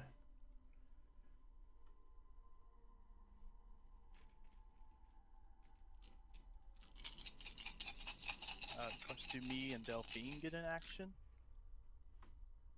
I would say yes, but you're going to get a negative 2 dice penalty because you were caught off guard by the attack, since you were both debating and not interested in attacking, but I will let you take actions, yes. I got 6 with a brutal outcome. Okay. Yes, since she is tied down, since she has been shot, you are able to run up and quickly grab and remove the head of the Aspen clone, popping the head off like the top of a soda pop. Unfortunately for you, Juniper, as you try to swing your machete at the Stakes clone, she grabs your arms and almost like judo throws you, smashing you down on the concrete at the deck, doing 5 points of superficial damage, halved, so down to 3, as she smashes you down on the concrete, almost cracking some of the concrete at the deck as your back goes down against it. Deadbeat and Delphine, your actions. As I'm kind of just standing there processing everything that's happening, kind of seeing these mass drops into hideous creatures, kind of just standing there like slack-armed, just kind of shocked for a moment before my face kind of contorts into anger as my body starts shifting, as I'm just going to straight up shift into Krynos. Okay. Because I am completely done with everything right now, and I'm just going to try and murder these things as fast as I can, because I'm just really done with this. I succeeded on both rage check, and I'm just gonna go over to the one that Juniper is fighting, and I'm just gonna try and bite it in half, or just bite its head off. Let's see. Well, now you're going to be another 2 dice down, so you're 4 dice down because you're shifting as well. So that's 4 dice. But I would get a 4 dice. I get a 4 dice bonus because of right. Rhino, So I just cancel it out. Yep. I'm going to put myself between Juniper and Fake Stakes and just punch the Fake Stakes. Yeah.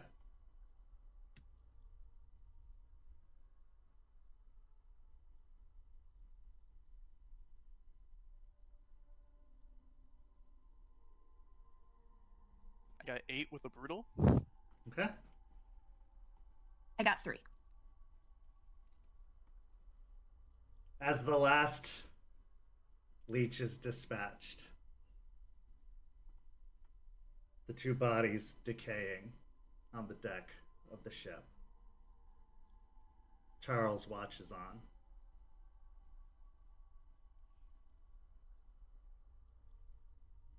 A few moments later, a wolf emerges from the Umbra, loping up by his side, and then quickly moving to join the rest of you.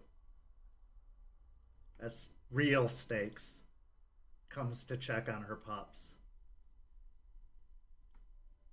She moves up to sniff and lick the hands of those who've been wounded, especially checking on Ray and Deadbeat, knowing that they took a lot of mental trauma, nuzzling their hands.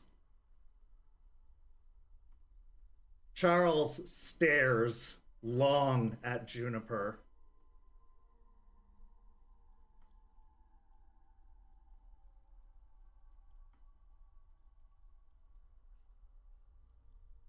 You passed.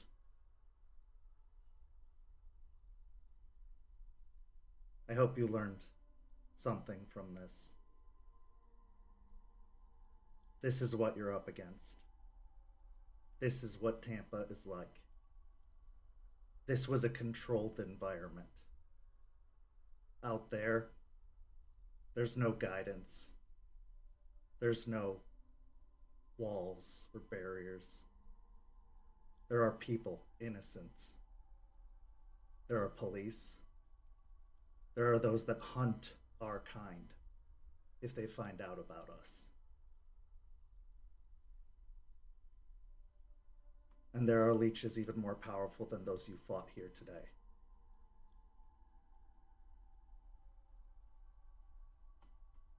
We weren't going to let you die, no matter what happened. But the risks were very real. You have to learn to trust this set. You have to, and he stares at Juniper again. Because if you can't, then you should leave.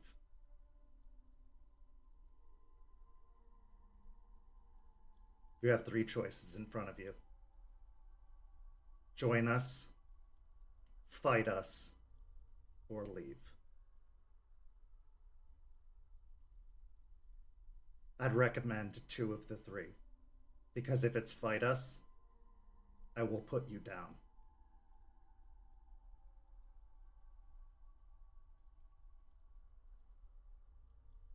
There's a boat waiting down below. That's your ride home. Good work, all of you. Training resumes in 3 days. Delphine, you may meet with Eliza. And with that, he steps into the Umbra. She'll walk over to where he just stepped through and just say, "We need to talk before training." I'll say he pauses before he does. Very well.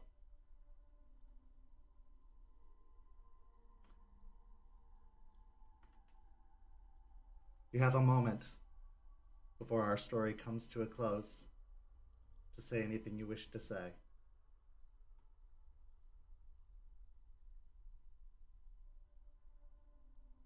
Delphine will switch back into her Hamid form. And she'll look at everyone. I'm staying.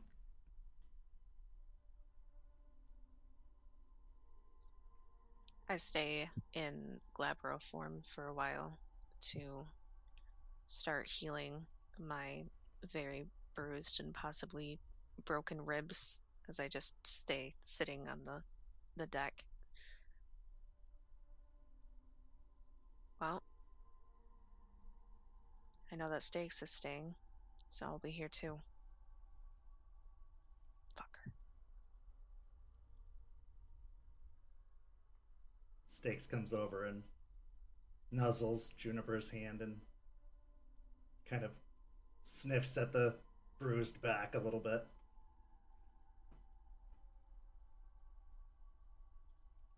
I plan on staying as well. We did good today. We were a little uncoordinated. We had some slight issues, but we fought well. Obviously, we have some sort of cohesion.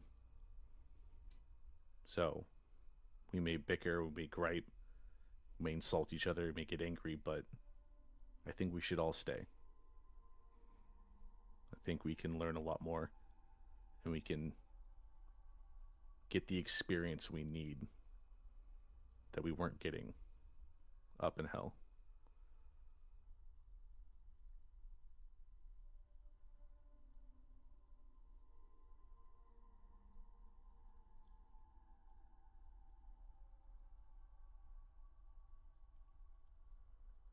All right. Rory is just kind of now looking at her empty hand and like flexing it. If there's any like blood and sinew on it, she's just kind of like reflecting on that. And she's gonna remain quiet as she just kind of like looks at her hand with like a little bit of that horror, a little bit of rage, and just remain quiet for the rest of the night. And I kind of like I imagine I linger in Krynos for a moment as I kind of just finish tearing this creature apart.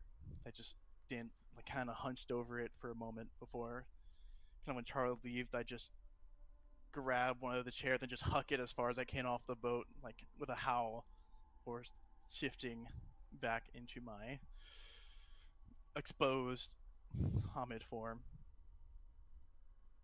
As I'm just breathing heavy, just I'll fucking stay. I don't have anywhere else to go anyways. And I just look down, just breathing heavy, just kind of not being near anyone, kind of keeping my distance for anyone, even Stakes, kind of recoiling away a little bit when she comes to sniff me.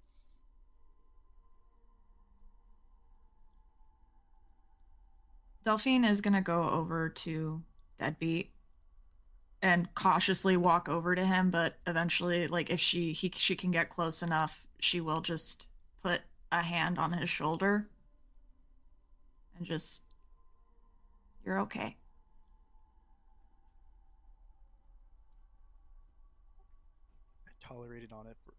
I tolerate the hand on my shoulder as I just kind of look down. I don't respond. I'm just his whole shoulders kind of slouched. Just the weight of everything that's happened, kind of almost shrinking Deadbeat down a little bit. You did good, Deadbeat. The first time a pack stares death in the face can be a real wake-up call. But is it the wake-up call this pack needs? Or is it just another setback? This is where our story comes to a close, but not without one last scene.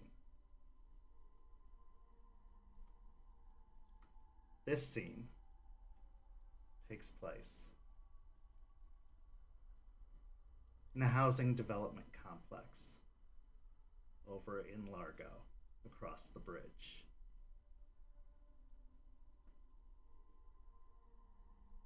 A gardening plot had been dug up by a certain lupus born, seeds having been removed. But we see a black SUV pull up and the door open. We see a blonde-haired woman in a miniskirt and a blazer step out. She looks around the area, looks down at the planters, and frowns. She walks up to the dirt and digs her hands inside of it. And after digging for a few moments, revealing that there's nothing within, frowns again. Oh, well, this just won't do. Suppose we'll just have to go closer to home.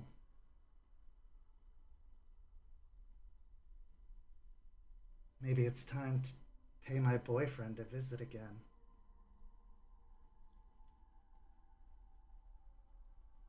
And this is where tonight's episode comes to a close. Thank you so much to these amazing players and to everyone watching at home. Hellhounds will be back next week on Friday at 7 p.m., so join us then.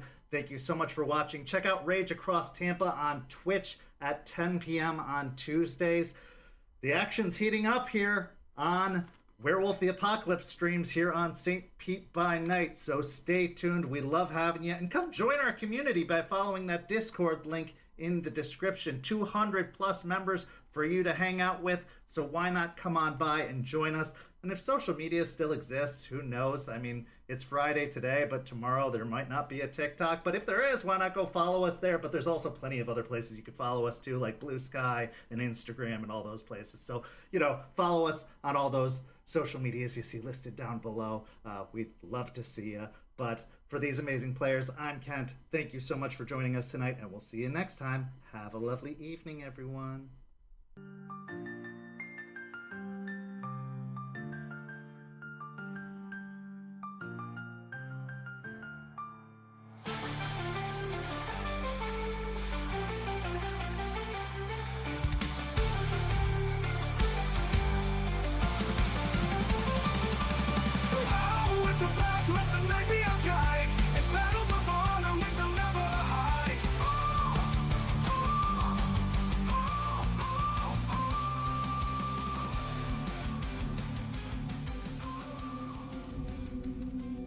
This has been a St. Petersburg by Night production. Hellhounds is produced in agreement with the World of Darkness and Dark Pack.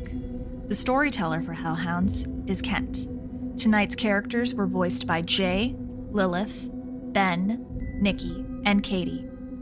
Visit our website at stpetbynight.com for more information about all of our productions and how you can become a part of our community.